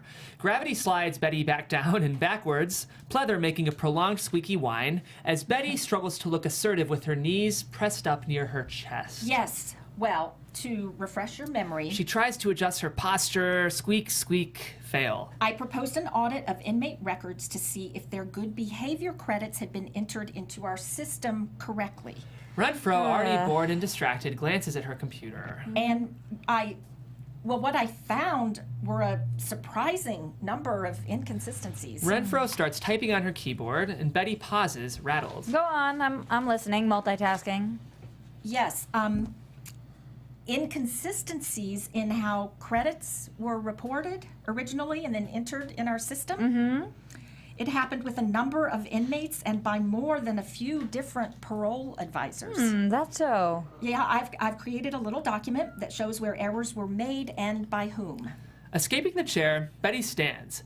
Bold as fuck, she busts out her own multi-page, multicolor pie chart-filled document and hands Renfro her own copy. Go, Betty. So if you'll follow along, I can run through this. Renfro grabs the doc and starts rifling through it. Insert detail shots of the document. Quick flashes of prisoner names, and in the column of parole advisor, the name Alicia Renfro appears over and over. Page 2, for example, you can see that prisoner 32860, Argent Lorraine, several instances here. As Betty drones on, giving Renfro the details she despises, Renfro rapid flips through the document, her name appearing over and over again. Renfro suddenly stands. Okay, I'm sorry, but we're going to have to put a pin in this. I do have a 3 p.m. hard stop. Betty eyes the clock, and it's 2:45. Renfro looks shaken. Sure, of course. Let's table it for your next earliest convenience. Interior Otsego hallway continuous. Betty exits Renfro's office with a confidence we haven't seen before, and you know what? It suits her.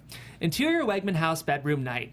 Montage. Betty unwraps an Amazon package containing a chenogasm dress and several blouses. She models them in front of the mirror, putting her hair up. Very glam. Interior Wegman house kitchen next morning. Gary's at the table, his face behind a paper. Betty enters wearing slim black slacks and a beautiful chenogasm-style blouse. She looks amazing. Betty clicks on the TV and searches her recorded TV menu, choosing her soap. Gary's face is still behind the paper. Not for nothing, Betty, but He lowers the paper and sees her for the first time. what's with the getup? What? This? A little late for Halloween, isn't it? Betty ignores him. What's gotten into you? Nothing's gotten into me. Cal enters the kitchen eating a bagel and does a double take. Mom, wow, you look girly. Is this some change of life thing I should be prepared for? TMI, guys, TMI. Brad's wife went through that. It was hell for him. If that's what's going on, I'd like to know, please. You think I'm menopausal because I bought a new blouse? Seriously, we're talking about this. I'm eating. Grow up, Cal. Shut up, Cal. Something's going on and I want to know what. Nothing is going on. You're not doing your chores. My chores? You're hanging out with degenerates. Now this? This? I'm trying to look nice and I'm not cleaning up after you. If that's the change of life you're referring to, then hell yes, I'm deep in it. Gary sees Betty's wrist. What is that? Despite her boldness, Betty does hide the wrist. Nothing. Gary comes up to her and grabs her wrist from behind her. This better be temporary. Mom. Gary rubs her wrist with a thumb. Stop it, Gary. Betty pulls her arm back from Gary's grip. Real classy, okay? That is coming off and you're going to pay for it. In case you've forgotten, I'm paying for everything because you're unemployed. You're both unemployed, and I am the only one making any money around here. So yes, I will be paying for it. I mean, I won't be paying for it. Her voice escalates, and Cal looks rattled, but because Betty's never stood up to Gary. Calm down. Because this isn't going anywhere, and you can wash your own fucking frying pan. Gary is stunned. Betty storms out of the kitchen, the sound of the door slamming. Exterior Wegman house. Betty peels the car out of the space, and the opening chords of the Isley Brothers, Fight the Powers That Be, carries us through the next montage. Ooh. Time is truly wasting. Interior Life's the Grind coffee shop later. Betty in line for coffee. Her body language shows that she's still bristling with anger over that fight with Gary. Welcome to Life's the Grind. What's yours? Yeah, let me have... Oh, it's the mild lady. The barista moves off to get the coffee. Wait. The barista ignores her and pours the coffee. Excuse me. Completely fed up, Betty slams her hand on the counter, upending the tip jar, which sends the coins flying. The entire coffee shop turns to see the ruckus. Betty holds up her wrist, revealing the Go Bold tattoo. Bold it is. And leave some room for cream. The barista turns back to the coffee urn. It should switch to decaf. Interior Otsego various later. Montage. Betty at work makes her way through security. She's still mad as hell, and it shows in her swagger. She's moving like a boss, and the music continues. You gotta fight the powers that be. Looking all right. Looking all right, Wegman? More montage. Betty walking to her cubicle. Everyone takes notice, and Renfro does a double take. At her cubicle, Carr pops her head over the cubicle and approves of the look. Betty crosses the prison yard. Inmates check her out. Lorraine sees Betty and gives her an approving nod. She opens the mag-striped security door on the first try. Balla! Time cuts. The days are passing. Shots of Betty at home eating alone. We see some shifts in the norm. Gary puts a clean frying pan in the dish rack. Cal doing job searches on the computer. Betty at work talks to Lorraine. Betty drinks with Carlo at the bar. Fight the powers that be fades out. Interior Wegman house kitchen, evening, weeks later. Betty eats at the counter and her soap opera plays on the TV.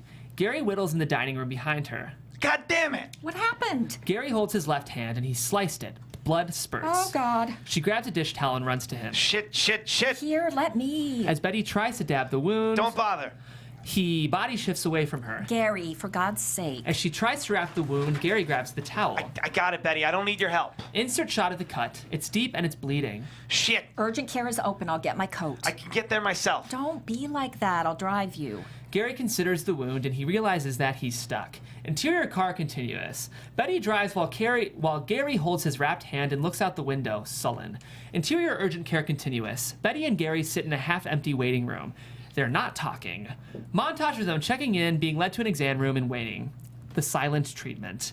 A nurse comes in and checks Gary's vitals, preps the suture needles, more waiting, and a young doctor finally enters and gets busy on the finger. You should be feeling pretty numb. True dat. Gary looks miserable and he scans Betty's face. What's happening?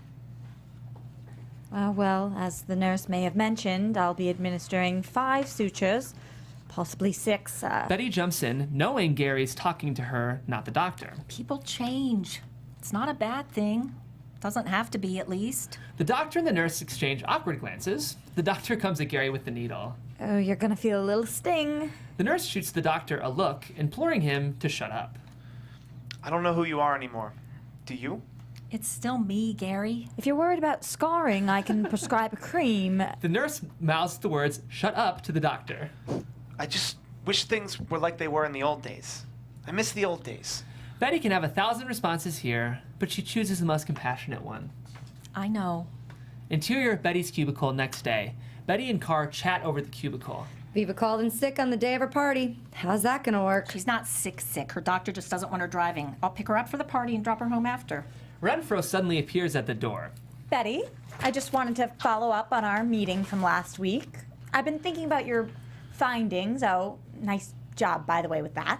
I think the best approach is for you to fix these oversights as you find them. Sure. And let's keep it between us, shall we? I think that's best. Before Betty can respond, Renfro moves off. Car pops up her head from the side partition. Hell was that about? You know that saying, God is in the details? Car gives her a puzzled look. Well, so is the devil. Interior Otsego bullpen, same day. Montage, setting up for Viva's party. Car and Betty hang a happy retirement sign. Betty tests the mic, blows into it, and a little feedback happens. Testing 1, 2, 3. Other employees set up a drinks table, napkins, and a sheet cake with the message, "We will miss you, Viva." Betty dials a number over her phone and hears a voice message. Hi, it's Viva. Leave a message. Namaste. The phone beeps. Hey, it's Betty. I'll be there in 15. I hope you have your dancing shoes on. Exterior, interior, Betty's car continuous. It's raining pretty steadily as Betty pulls out of the prison parking lot. She drives in local traffic and an ambulance whizzes by, alarms blasting, and cars pull over to let it pass. We all have a story. My story, and I'm sticking to it, is that I met Viva in prison. We hear the sound of polite laughter as an unseen audience reacts to her speech. Visually, we stay in the car with Betty, and she pulls back into traffic and the speeding ambulance moves far ahead into the distance. The thing is, every person's story consists of a single sentence, a life sentence, if you will. Viva once reminded me no one gets out of here alive. More polite laughter. Betty continues to drive, concentrating on the road ahead. How we punctuate that sentence, how we do our time is up to us. Do we punctuate it with fear and hesitation, with isolation and limitations? Betty drives, her point of view, the rain, the windshield wipers, the traffic. Viva told me once, you face your deepest fear. Fear has no power over you, and the fear of freedom vanishes. You are free. Betty puts her blinker on and slows her car, turning the corner. Angle on Betty's face seen through the windshield. She slams on her brake, and as a look of fear crosses her face. Her point of view, the ambulance that passed her on the road is double parked in front of Viva's house. Those of you who know me are well aware I'm a bit of a daydreamer. My head in the clouds, always somewhere not in this world. Viva taught me that it's okay to dream, even about the impossible. Montage. Betty gets out of her car, runs up the steps, the door of the house standing open. Chaotic camera angles on Betty's face reveal her panic. Nosy neighbors on porches watch the scene. Still, the only sound we hear is Betty's monologue. If we honor the impossible, acknowledge the power of what is unattainable, it gives us the freedom to go after what actually is possible. The key, though, is letting go of fear. Betty enters the house and is stopped by an EMT, but she pushes past him. Interior Viva's house. Betty moves through Viva's kitchen. An EMT personnel quickly working over a body lying on the floor. Viva's cleaning lady, her coat still on, cries. Betty's face contorts into shock. She sinks into the floor, helpless. Once we do that, we are empowered to turn the page, to start a new chapter and another until our story is done, until we've served out our life sentence. Interior, Buddhist temple continuous. A memorial service in progress. Betty stands at a podium continuing her monologue. This isn't a retirement speech, but it's a eulogy for Viva. A large framed portrait of Viva sits surrounded by candles. I am just not ready for Viva's story to be over. There was so much more I needed to learn from my wise friend. I want there to be a sequel. I want to pick up where we left off, but I know that's impossible. Reveal the attendees of the service. Carr holding hands with a woman, Jane in her 30s, Renfro and some of the other workers from Otsego. The place is packed. Everyone wears BHBE Jesus shirts, each customized, and all are crying. What is possible is that Viva's story will continue in the hearts of everyone in this room, the hearts that are now breaking. To Viva, on whatever astral plane she is now dancing, thank you for opening me up, opening us all up to the impossible. To Viva. Viva. Interior Buddhist temple foyer continuous. The service concluded, Betty and coworkers hug and say their goodbye. Renfro approaches. Betty, why don't you take a few days? The team can cover. Betty nods, too overcome to speak. Interior Wegman House kitchen next day. Betty sits at the counter drinking her coffee, completely depressed. Gary places a plate of eggs in front of Betty, and she's touched by the gesture. Interior Otsego Visitation Center days later. Betty passes by a giant window that looks into the visitation center, where prisoners and guests meet at tables scattered throughout the large room. Betty glimpses Carlo meeting with Lorraine across a table. Carlo reaches out to grasp Lorraine's hands. The muffled sounds of a male guard barks, "No touching," and Carlo releases his touch. A female corrections guard, 40s, passes by. Betty, good to see you back. How you doing? As well as any of us are, I guess. Thanks for asking. Hey, Adrian, that guy, Argent's talking to? Him? Yeah, that's Charlie. Charlie, no. His name's Carlo. Carlo Demeter. Not. Quick cut to the man with the Syracuse hat from the coffee shop. His original audio bleeds in. "Charlie, give me a call," as he makes a hand gesture. We return to the scene. Charlie? Yeah, Charlie Demeter, that's him. Her boyfriend, right? The guard laughs. Boyfriend? Sure, why not? Argent's been stringing him along for some time, poor slob. What do you mean? He's one of those guys got a thing for inmates. There's a name for it. A quick cut flashback to Viva talking about Lorraine's suitor, and her audio bleeds through. Hybristophilia. Hybristophilia. That's it. Remind me not to play words with friends with you. Betty can't move. She's in shock. They're not in love with each other? Him, maybe. Huh? Once a con artist? Oh my God. That guy's been coming to Otsego for years, always in love with some inmate or another. He's a little nutty. The girls use him. He feeds the commissary fund, and when they get out, it's goodbye Charlie or whatever. What did you call him? Carlo. Hey, you know this guy? Betty looks about ready to vomit. Quick insert shots. Carlo talking to Betty in the tiki tonga. "Do you know the term black bag artist?" Betty looking at Carlo's photo. His voice. "I have a Castilla on the sea at Pornitas." Return to the scene. I thought he was somebody else. Well, not to worry, he's harmless. Full-on nuts, but harmless. He's functional, though. Got a job somewhere. I want to say a bank. Quick insert shot. Betty sees Carlo getting out of his car at the coffee shop. An angle on the insurance sign on the car window. Insurance company? Yes, that's it. No, how do you know that? Wild guess. Lorraine looks to the window and sees Betty smiling. Betty glares at her.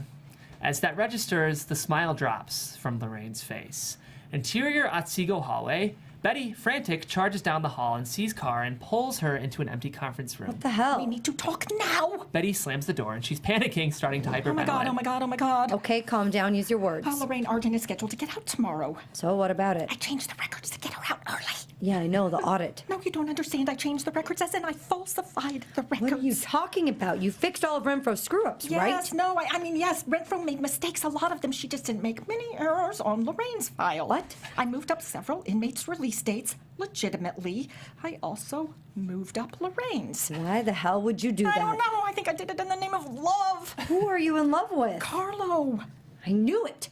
You do have a side piece. Not me, Carlo and Lorraine. They're in love. She's the woman he's taking to Ibiza. Carlo, always toast while looking in the eyes, Carlo? Betty nods. That Carlo is Lorraine's boyfriend? Oh my God, woman, you have gone off the deep. You sent me down this path. A little rule-breaking never hurt anyone. Remember that? Little was the operative word in that sentence. You said Renfro doesn't check details, and you were right. She doesn't. I tested it. I made changes, little ones, and no one checked my work. So, I went for it. Go bold and all. Betty half-heartedly raises her fist in a power salute and shows her tat. You went for it? I got 7 months knocked off her sentence. Jesus Christ, why are you telling me I had this? to tell someone. Carr puts her fingers into her ears, blocking out the sound. La la la la la la, I haven't heard any of this. I just found out that maybe Lorraine isn't into this guy at all. She might just be stringing him along. Well, duh, she's a con artist. I think she set us up. She put this whole thing in motion. Betty starts to put the pieces together and her imagination runs wild. She told you to go to Tiki Tonga Hut, right? Cute waitresses, remember? Now Carr starts to put the pieces together and her part in this. Various shots of her having a conversation with the flirtatious Lorraine on the prison yard. Yes. She sicked that little bitch Mia on me. Oh my God. It all makes sense. That's probably the favor she wanted me to do. Flashback to Tiki Tonga Bar, John the bartender whispering in Mia's ear. Betty notices it too. When that didn't work, she got Carlo involved, and I fell for it. Insert shot, Betty and Carlo having a tete-a-tete at a table, angle on John the bartender sneakily eyeing them while he listens to a phone call in his cell. You have a return call from an inmate at Otsego Women's Correctional Institute whose name is Lorraine Argent. Press 1 to accept the charges. Out of the flashback. Oh, God, I feel like an idiot. What are you gonna do? Exterior Otsego yard later. Lorraine enjoys her last day, laughing, hugging fellow inmates. Exterior Otsego, admin building, yard, continuous. Betty stands at the door leading to the yard, taking a deep breath, and exits the admin building and motions to Lorraine. Argent! Lorraine says something sodo to the inmates and they snicker. She stubs out a cigarette and saunters over. Betty? You thought you were going to get away with this? Do I look like an idiot? No. You're not an idiot, which is why you're not going to say anything. You're so sure. You out me, you lose more than your job. You're an accomplice in this. You falsified prison records. That's second-degree criminal falsification. Betty looks ready to shit herself. Or something, I don't know. I'm not exactly a lawyer. You set me up. I wish. I never even had a plan. I was fishing, trying to figure out an angle. Before I know it, I have Carlo whispering in my ear about this angel he met, this Friar Lawrence person, whatever that is, who was going to help me. I didn't have to lift a damn finger. Off of Betty's silence.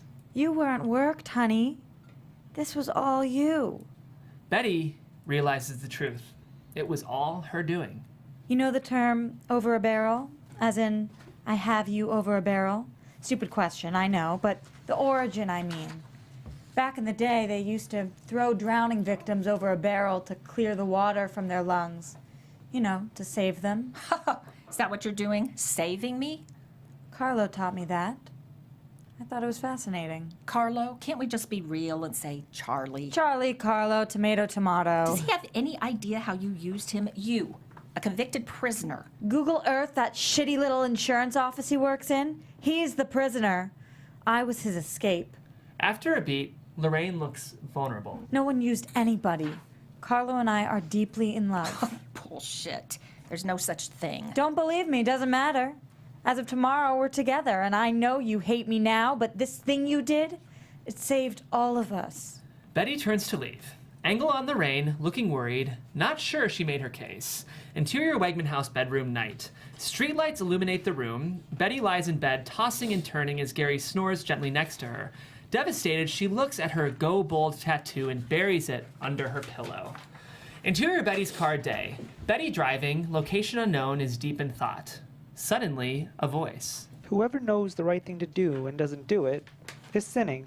Betty looks to the passenger seat with a start to reveal blonde-haired, blue-eyed Jesus, played by the same actor as the shirtless so-punk, robed, haloed, and riding shotgun. He holds a to-go coffee cup, and he's gorgeous. James, chapter 4, verse 17. Great coffee, by the way. Smash cut. Interior Wegman house bedroom next morning. Betty wakes. What a weird dream. The asshole cat is on the dresser, staring at her. Interior Otsego employee entrance later. The next montage of shots runs counterpoint to each other. Betty going into prison / Lorraine getting out of prison. Betty arrives and goes through a series of security checkpoints. Metal doors close behind her. Clang, clang, clang, bringing Betty deeper into the inner sanctum. Interior Otsego inmate processing area continuous. Lorraine goes through a series of security checkpoints on her way out. Metal doors open, clang, clang, clang, bringing Lorraine closer to freedom. Interior Otsego employee entrance continuous. Betty is handed her purse and lunch bag after they go through the x-ray scanner. Interior Otsego inmate processing area continuous. Lorraine is handed her belongings in a brown paper bag and signs some final documents. Interior Otsego bullpen continuous. Betty arrives at her desk and puts her stuff down. Taking a deep breath, she marches to Renfro's office, swallows her fear, and knocks. She's actually going to do this. Miss Renfro, a minute? Oh, hey, I was actually looking for you. Kudos on the work, truly. Evidently, the same software issues were happening in other prisons statewide. Our work has been noticed. Betty freezes and the words just don't come. Anyway, you had something to say? No, sorry. My mistake. Well, I have an announcement. Renfro's phone rings. Oh, I'm afraid I have to get this. As Renfro answers the call, Betty takes off down the hall. As Renfro answers the call, Betty takes off down the hall. She looks at her watch. It's exactly 9. Looking troubled, she walks over to the window overlooking the prison entrance. Insert shot from the outside, Betty's face at the barred window. Interior, exterior, Otsego inmate security continuous. A final door clangs open, and Lorraine walks into the blinding sunlight and through a chain link gate that takes her to freedom. Like right out of a soap opera, a man who appears to be Carlo, backlit, approaches her and in slow motion sweeps her into his arms, kissing her. Betty at the window is wrapped. This was real after all, wasn't it? Interior, exterior, bullpen prison entrance continuous. Betty watches from the window as Lorraine walks off arm in arm with the man. Soap opera lighting drops off to reveal it's John, the bartender from the Tiki Tonga hut. Betty is crushed. The truth of the con revealed. Interior Betty's cubicle later. Betty listlessly working at her computer. She looks defeated. Carr suddenly pops up from the side of her partition. I don't blame you if you never talk to me again. Today I hate no one. Why, you ask? Carr does an arm-waving happy dance. Because today is a red letter day, am I right? You know the phrase, too soon. What? Oh, not that. I'm talking about Renfro. Off of Betty's confusion. You haven't heard? Renfro is out. She's been fired? Nope, bumped up. She leaned her bony ass right into some muckety-muck gig in Albany. Don't know the details and don't care. We're Singing, out of the dark, we're out of the woods, we're out of the night. Oh, well, okay, that works, I think. You think? This is like Christmas and a gay wedding rolled into one glorious clusterfuck of joy. Oh, speaking of which. Carr tosses a fancy engraved envelope onto Betty's desk. I didn't get to tell you about this yesterday. What with all the commotion. I'm sorry about that. Carr waves her off. It's all good. What is this? Open, open. Betty opens the flap to reveal a cream-covered card with an illustration of a noose. A quote above in swirly typography, "Marriage is a noose. Cervantes, 1615. She opens the card to reveal the message. Join Carr and Jane as they tie the knot. Betty, shocked, looks up to see Carr grinning. If we don't hang together, we sure as shit will hang separately. Some white guy said that, right? Benjamin Franklin, sort of. Oh, I am so happy for you, for both of you. What about Connecticut? They have prisons in Connecticut, but those are fine Martha Stewart caliber inmates. It's a good thing. Exterior townhouse complex establishing. Graphic 2 months later. The winter of our discontent is over. There are signs of spring everywhere, trees budding, crocuses poking up, and new grass sprouting. Betty's car pulls up to a modest townhouse. She exits the car with a suit-wearing Cal. Interior townhouse continuous. A living room is filled with moving boxes and some furniture. The door opens, Cal enters carrying some boxes, and Betty follows with a cat carrier. Welcome home, Noodles. Betty lets the cat out, and she hugs Cal, who looks sad. It's going to be okay. I love you, you know. He nods. I'm gonna be late for work. Cal turns to leave. This isn't Cal's new apartment. It's Betty's. She sinks into the sofa, happy, contented, but with a touch of melancholy. On the morning of her 52nd birthday, April 28th, 2017, Betty Wegman of Oneonta, New York, left her husband of 28 years, Gary Wegman. Interior Otsego hallway days later. Betty walks down the hall, her tattooed hand carrying a coffee mug. This bold action was the culmination of a series of rebellious acts perpetrated by Miss Wegman over the course of a 4-month period. Interior Otsego hallway visitation center continuous. Betty walks by the observation window that looks into the visitation room. Carlo is sitting across from an inmate, 30s. Betty stops to watch them for a beat. We can't hear them, but Carlo appears as debonair as ever, charming his new paramour, who looks vaguely bored. Betty smiles wistfully and moves on. As an employee of Otsego Women's Correctional Institute, Betty Wegman willfully altered and falsified the electronic records of one Lorraine Argent with the express intent of moving up her release date. Betty arrives at the door to Renfro's office. Reveal the nameplate now on the side of the door. Betty Wegman, Director of Administration. Interior, Betty's new office. Betty takes her seat, puts the coffee mug on the desk. Insert shot of the inscription on the mug. Always go too far, because that's where you find the truth. Albert Camus. The true illegal nature of her act was never uncovered, and Ms. Wegman, in the end, proved to be a one-time offender. Interior Betty's new bedroom sometime later.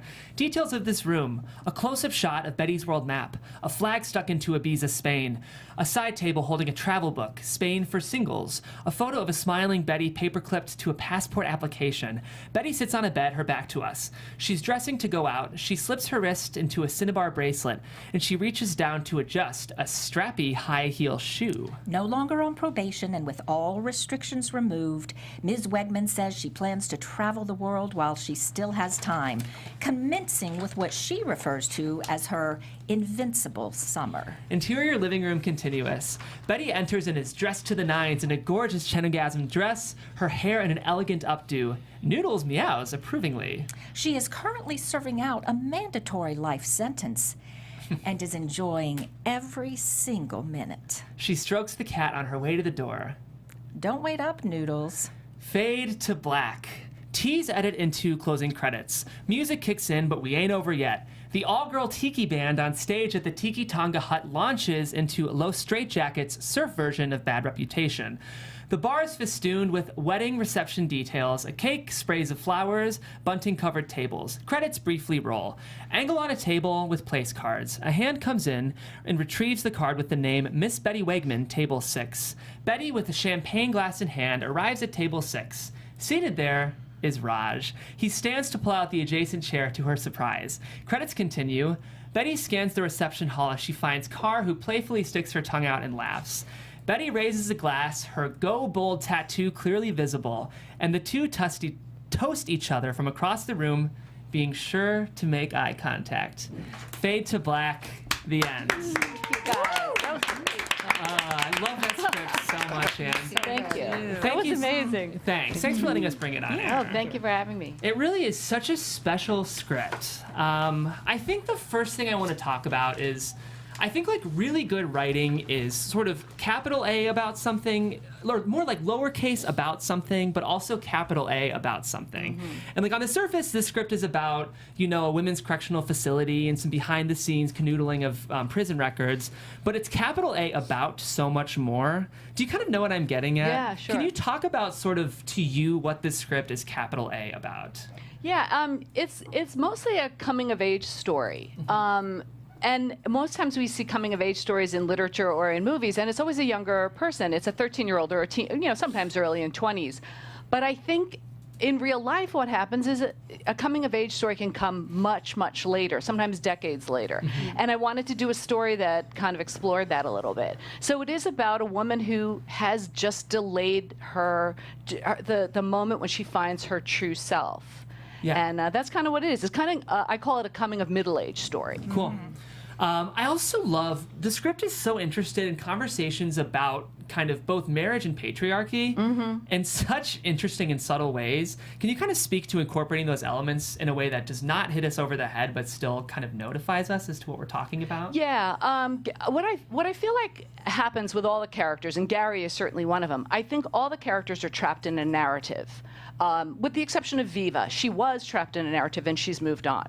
But in Gary's case, he's trapped in this narrative that was probably his father's narrative, or maybe his grandfather's narrative. It's a narrative of what a man should be, what a husband should be. And if it were ever true, it's no longer true.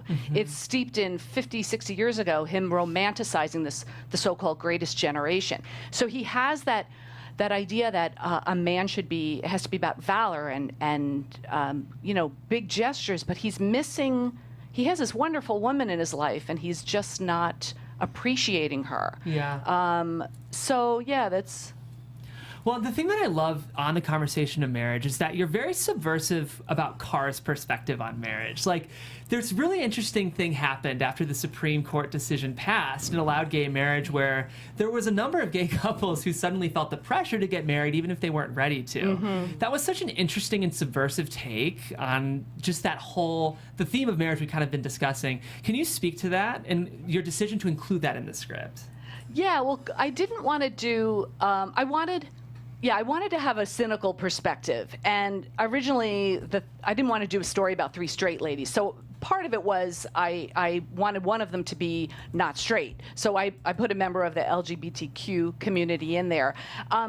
That person having the twist on marriage didn't have to be Carr, but I just thought it was an interesting way to approach it. It was brilliant. I mean, based in real life, I know several members of the LGBTQ community who share that same reference or that same mindset of, I don't want to get married because marriage is slavery and it's more of like a straight thing. Yeah. Like, why would I want to do that? So congratulations to you and thank you. really compassing that perspective. Yeah, I don't know that I set out to do that. It kind of was a happy accident as it went along. Like I said, I wanted one of the characters to have a cynicism about marriage, and it made sense on a level to have it be Carr. Yeah, so interesting. And you just do such a good job of parsing these issues in a way that doesn't hit us over the head. I think important to kind of discussing those themes are all these fantasy sequences you include. Such a brilliant writing choice. Can you speak to why? Yeah, because when I started out, I wanted to do a story about a woman who is trapped in her own life. I like the irony of a woman who's technically free but trapped in her own life, but she works in a prison, so she's not free. So I love that. And I started to write it. I'm like, ooh, this is a little too claustrophobic. It's also as much a prison movie as it is an office workplace movie. It's almost like Office Space, but it can be claustrophobic. So I wanted the fantasies just to give us different set pieces as well, and as I start, and also a window into Betty's shadow side, the stuff that she's just stuffed down. Yeah. I think the fantasies are just a great insight into, she's got some dark impulses, certainly, but she's a romantic. And so I could kind of cover a lot of that with the fantasies. Some of them are murders and some of them are having sex with some hot guy. And, and then she's a romantic and a dreamer. Yeah. And I felt like that was a good device to get that out there. Plus, giving, just much more visual elements, visual places to go in the story for a director. I wanted to trying to give a director some stuff, that might be interesting to direct. It kind of reminds me of 9 to 5, which I think one of my favorite parts of that movie is the fantasy sequences that they all go into about how they would kill their boss. Yeah. So there was a little bit of that, and also the Secret Life of Walter Mitty. Like, I just love these departures, because I do think it's interesting in a film to have departures, especially when you're in a prison and it's a kind of a depressing setting.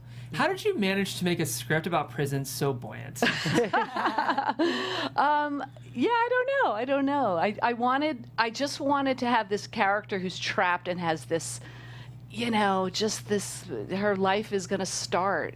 And I wanted it to be, to me, it's less of a prison movie than it is an office movie. And I like the friendships that happen between women sometimes at work.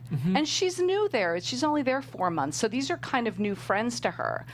And I think those two women have such a huge influence on her, and they're so different. Viva and Carr are so different from each other that they can feed what Betty needs. Yeah. Then Carlo, of course, is he's the coup de grace. He just hits the buttons because she's such a dreamer, and he's so romantic. And anyone else, I think her intellect gets kidnapped by her sense of romance, because it's kind of obvious he's off. Yeah. But she just so very much wants to believe.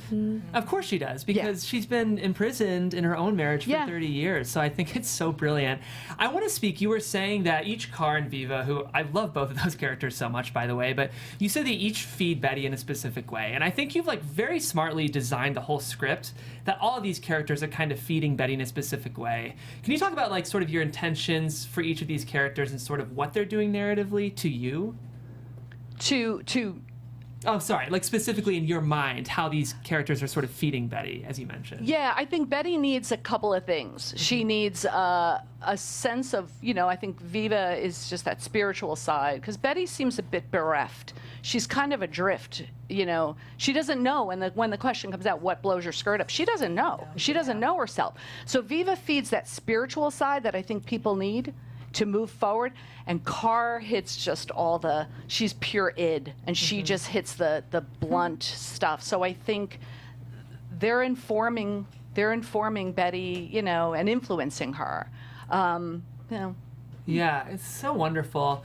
I think I'm interested in kind of hearing about the seeds of this script because I think it's so unique. And as you mentioned, it's a coming of quote-unquote middle-aged story, but I understand that the prison setting is sort of to like look at views of imprisonment, both within marriage or love, but did you decide, how did this start? Was Betty kind of your first? Yeah, and I knew someone who had this job. They're not a parole officer. It's an office job. They manage the credits, and I always thought, Oh gosh. wow, what a great, you can cook the books. Yeah. Like you have power. And I just thought that was kind of so I knew someone who had the job, and that's what put that in my head. And she used to tell me about the prisoners. So, we have this one, and we would. So it was a little bit of that has happened in real life. We'd be like, oh my God, that's. She said, oh, you wouldn't believe this one. She's so mild, but she offed her husband, and so we would trade these stories. And I'm like, oh, this is and this happened years and years ago, and I always thought that would be like a great jumping off point for a story that had a lot of possibilities. Yeah. What made you decide to make Renfro so much younger? I originally had them a little bit more packed in the same age group, 40s and 50s. And it was just I was like, oh, that's not really kind of accurate. I wanted to have a more diverse age group. I know a lot of women who are they're straight out of B school and they're just very ambitious and very enthusiastic. So I wanted someone who was hadn't had a lot of life experience, but had a lot of school experience and wanted to put that in, put their knowledge in play. And she's a little too, Jane on the spot, so to speak, And I think by the time she does have a moment where at the funeral, a little bit of her humanity comes through.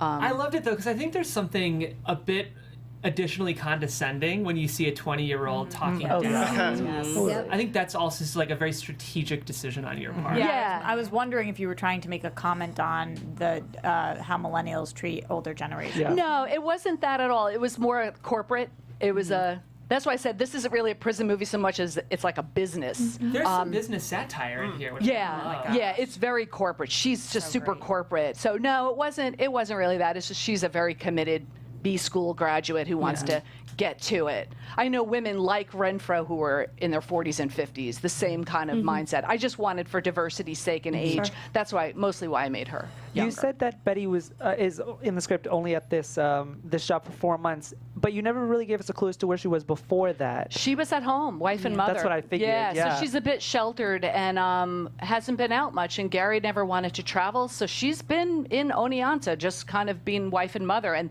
that's why Cal is so dependent on her. She was a very good mother in that sense, and a good wife for, hasn't done her well, but she's done that role, and he's out of work. They're both out of work. Cal and Gary are out of work, so she has to go back. And I know that happens a lot with women. They raise their children, and then they go back into the workplace, sometimes decades later, and that's her situation. So she has a lot to learn.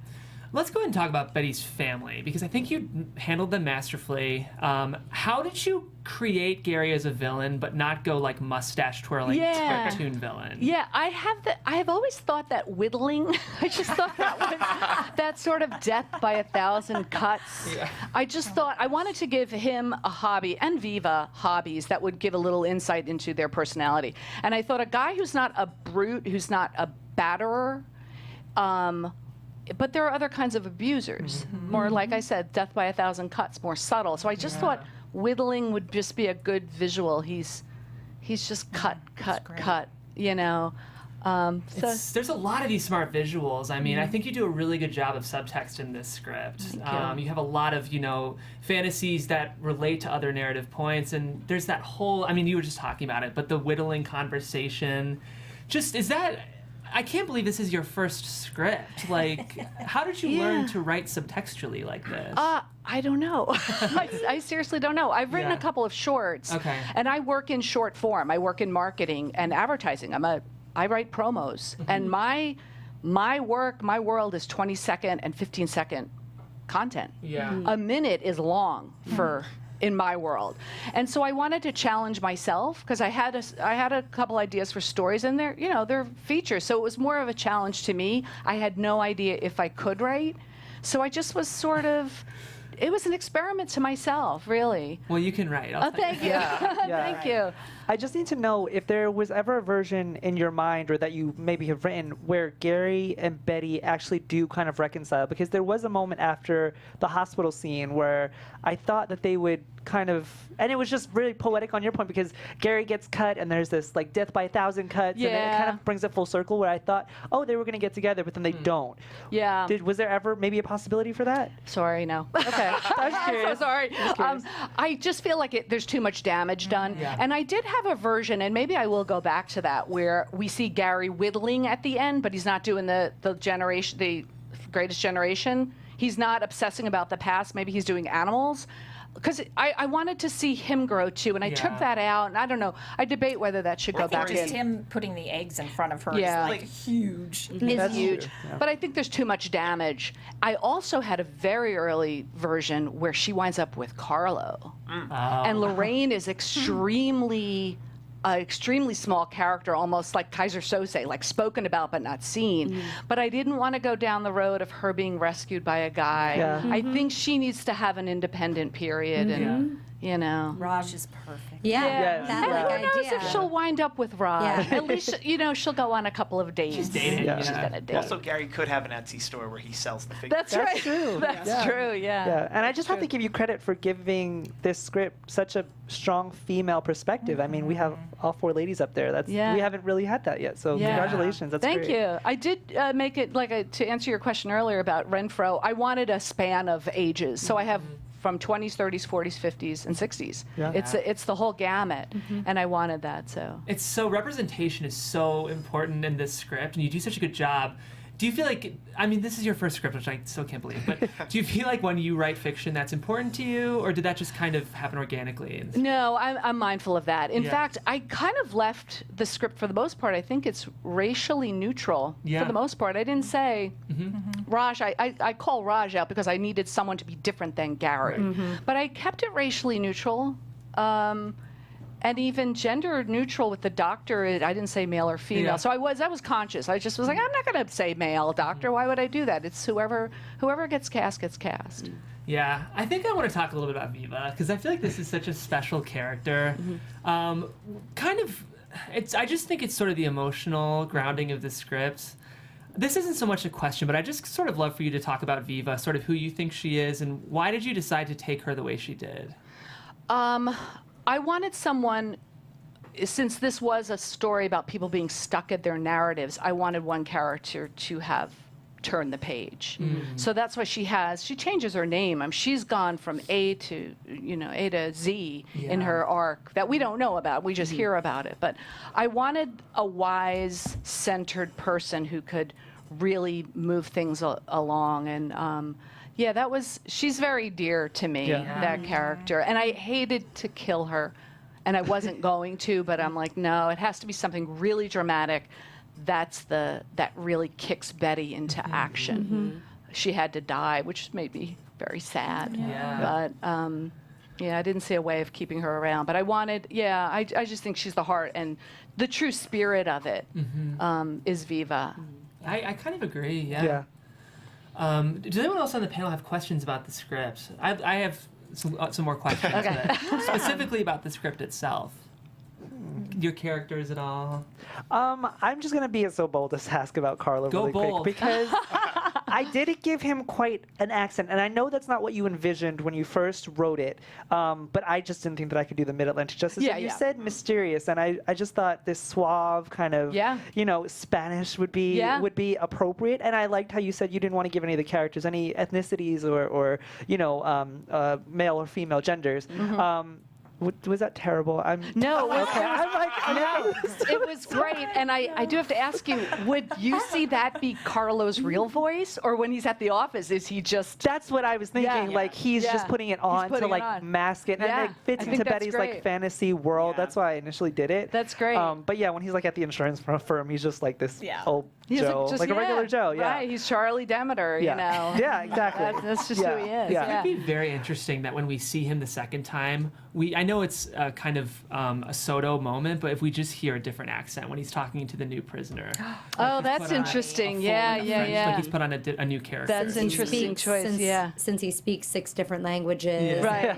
it's passable for other ones. Yeah, that would be really neat to. I left him too, and I wonder what your take on him is. I didn't really say if he's truly mentally ill. Like, he's a fantasist and he's a pathological liar, but do you think he's mentally ill? No. Okay. Yeah. Okay. I didn't read it that way, at least. Okay, I left that open. I don't know. I think he is going down a slippery slope there with his, and he may go too far at some point, but I thought he still has a grasp of reality because he flips out a little bit when the man with the Syracuse hat, he's like, uh-oh. Yeah. You know, so, but I do see him and Betty being two sides of the same coin. I was just going to say that, exactly. Yeah, and I think that you have it spot on with him because he is also stuck in the same narrative of just keep circling the same drain. Like, he just keeps doing the same things, one inmate after the other inmate after the other. And I would like a little bit more conclusion to him. Okay. Just as a character. Yeah. Because I like playing him. He was cool. Yeah. I had John Turturro in mind when I wrote. Someone who could play suave but kind of odd too. He's perfect. Or Sam Rockwell, you know. Oh, that's a good one too, yeah. Have you thought about casting for any of these other characters? Or? I wrote Viva, weirdly, with Margot Martindale, do you know, from The Americans? Yes. And she was in one of my favorite movies that also takes place in upstate New York, Nobody's Fool, with Paul Newman. And I just love her. She's such a brilliant character actor. But Viva really could be anybody. Yeah. And then for Betty, I thought like Catherine Keener or We were Frances talking earlier, McDormand. like a Frances McDormand. When I was reading it, I kept thinking of her in Fargo. Yeah. This kind of has notes of like a Fargo a little bit. Yeah, a little bit. Yeah, farce. It's some farce, but you know. Why upstate New York? I went to school up in upstate New York, and there's something just so brutal about winter. Yeah. It's so brutal and relentless, and I wanted the. You know, you're kind of trapped. It can be claustrophobic up there in winter. So I love the idea of the tiki bar there, and Betty being somewhat sheltered.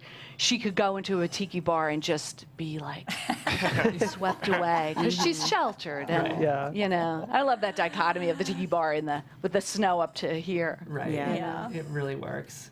Do you have any questions for us regarding our read or the script? Or no, I was just curious about Carlo, like how you guys saw Carlo. I thought he was a con artist. Oh, interesting. Oh, this is a con artist. Yeah, he's a victim. Yeah, he's a victim. Yeah. And it's left to be decided, like I said, if he's truly mentally ill. I think, you know, if we are lucky enough to get this movie made, I'd leave that up to whomever. Would you have any interest in directing it if you got the chance? I have never directed anything, so that kind of flips me out a little bit. But like I said, I've written a couple shorts, and maybe I should start with a short. We have a very directorial voice, which I find very impressive. I mean, like, to have such an assured script, I just think you know kind of how a camera works. I sense it in the script, so I don't know. Oh, thanks. Well, I do work in advertising, so I do go to shoots, and I mean, I know we're constructing stories in a way, but way smaller. So I do have some sense of it, and I've read a lot of scripts too. So cool. Yeah. Anything else down the pipeline regarding your work, your creative life that we should know about? I'm doing the Blacklist. The feature lab, I got into that. Congratulations. Yeah, which is cool. And that came just I found out about that. I'm not surprised, but that's oh, thank you. Yeah, that's thrilling for me because I did not go to film school, and I feel like I'm just going to learn a ton. Yeah. So that starts next week. That's so exciting. Yeah. So that's exciting. And then on to the next script. Yeah. So we'll see. I can't wait to read it. Please send it my way when you're done. Thank you. I will. It's so nice. Anytime I can read a script with like no explosions, I'm just so relieved. And I was like, oh, this is like about people and like marriage, and again, I like to say that great scripts are lowercase a about something, but also capital A about something. So, thanks again for having us. Thank you for doing this. This was great. Great. Well, guys, this has been the Unproduced Table Read here on the Popcorn Talk Network. Today we read Anne Sloan's wonderfully heartwarming coming of middle age feature, Go Betty, and we can't wait to see this thing on screen. It sounds like it might be on its way. Guys, my name is Jeff Graham. If you want to find me online, you can do so at Jeffrey C. Graham. You can pitch me a script there, which some of you guys have been doing. This is our 30th show, which is really exciting. I had planned a kind of special for our 30th show, but I'm so bad at math that The special is actually next week for our 31st show. That's why this is... This was special as well. This is, of course, very, very special. And we're doing kind of a scene study is what I'm calling it next week. So each of us are going to bring in a little script from one of our favorite movies. Or TV shows. Or TV shows and read it and kind of discuss why we think it's an iconic scene. So it'll be a little experiment. We'll see how it goes. But in the meantime, guys, we're here every Friday, either at 9 a.m. for movies or 10 a.m. for pilots. And we'd love to see you next week. How about the rest of you guys? Hey guys, you can find me. This is Lindsay Wegner at all things Lindsay Wegner. That's LYNDSEYWEGNER. Hi, Eva Patton, Eva C. Patton. And Eva, Patton. thank you so much for being here too. Is there anything Thank you'd like to you. plug while you're here? Not at the moment. I'm working on my own. I was telling Anne I'm turning a short 10-minute play into a full length. So nice. send me all of your inspiration. Because you, so good. I can't wait. Eva writes and directs some stuff at Ball State and is also an award-winning writer-director. So I'm Thank very you, excited to see that Jeffrey. happen. Rox, how about you? I'm Roxy Stryer. You can find me at Roxy Stryer. I'm Adrienne Snow. You can follow me on Twitter and Instagram at Miss Adrienne Snow. You can also catch me on Sundays on AfterBuzz for Outlander. Timothy Michael here at I Am Timothy Mike everywhere. And if you need a director for this, I know Anne said that she directs. Yeah. Just throwing it out there. And you guys could, I'm Steve Kaufman. You can find me on Twitter almost exclusively at Steve Kaufman. That's KAUFMANN. And Anne, one more time if people want to find you online. And see Sloan everywhere. Great. Guys, thanks so much for being here. We'll see you next week here on the Unproduced Table Read. Bye, guys. Bye. From producers Maria Menounos, Kevin Undergaro, Phil Svitek, and the entire Popcorn Talk Network, we would like to thank you for tuning in. For questions or comments, be sure to visit popcorntalk.com. I'm Sir Richard Wentworth, and this has been a presentation of the Popcorn Talk Network. The views expressed herein are those of the hosts only and do not necessarily reflect the views of the Popcorn Talk Network or its owners or principals.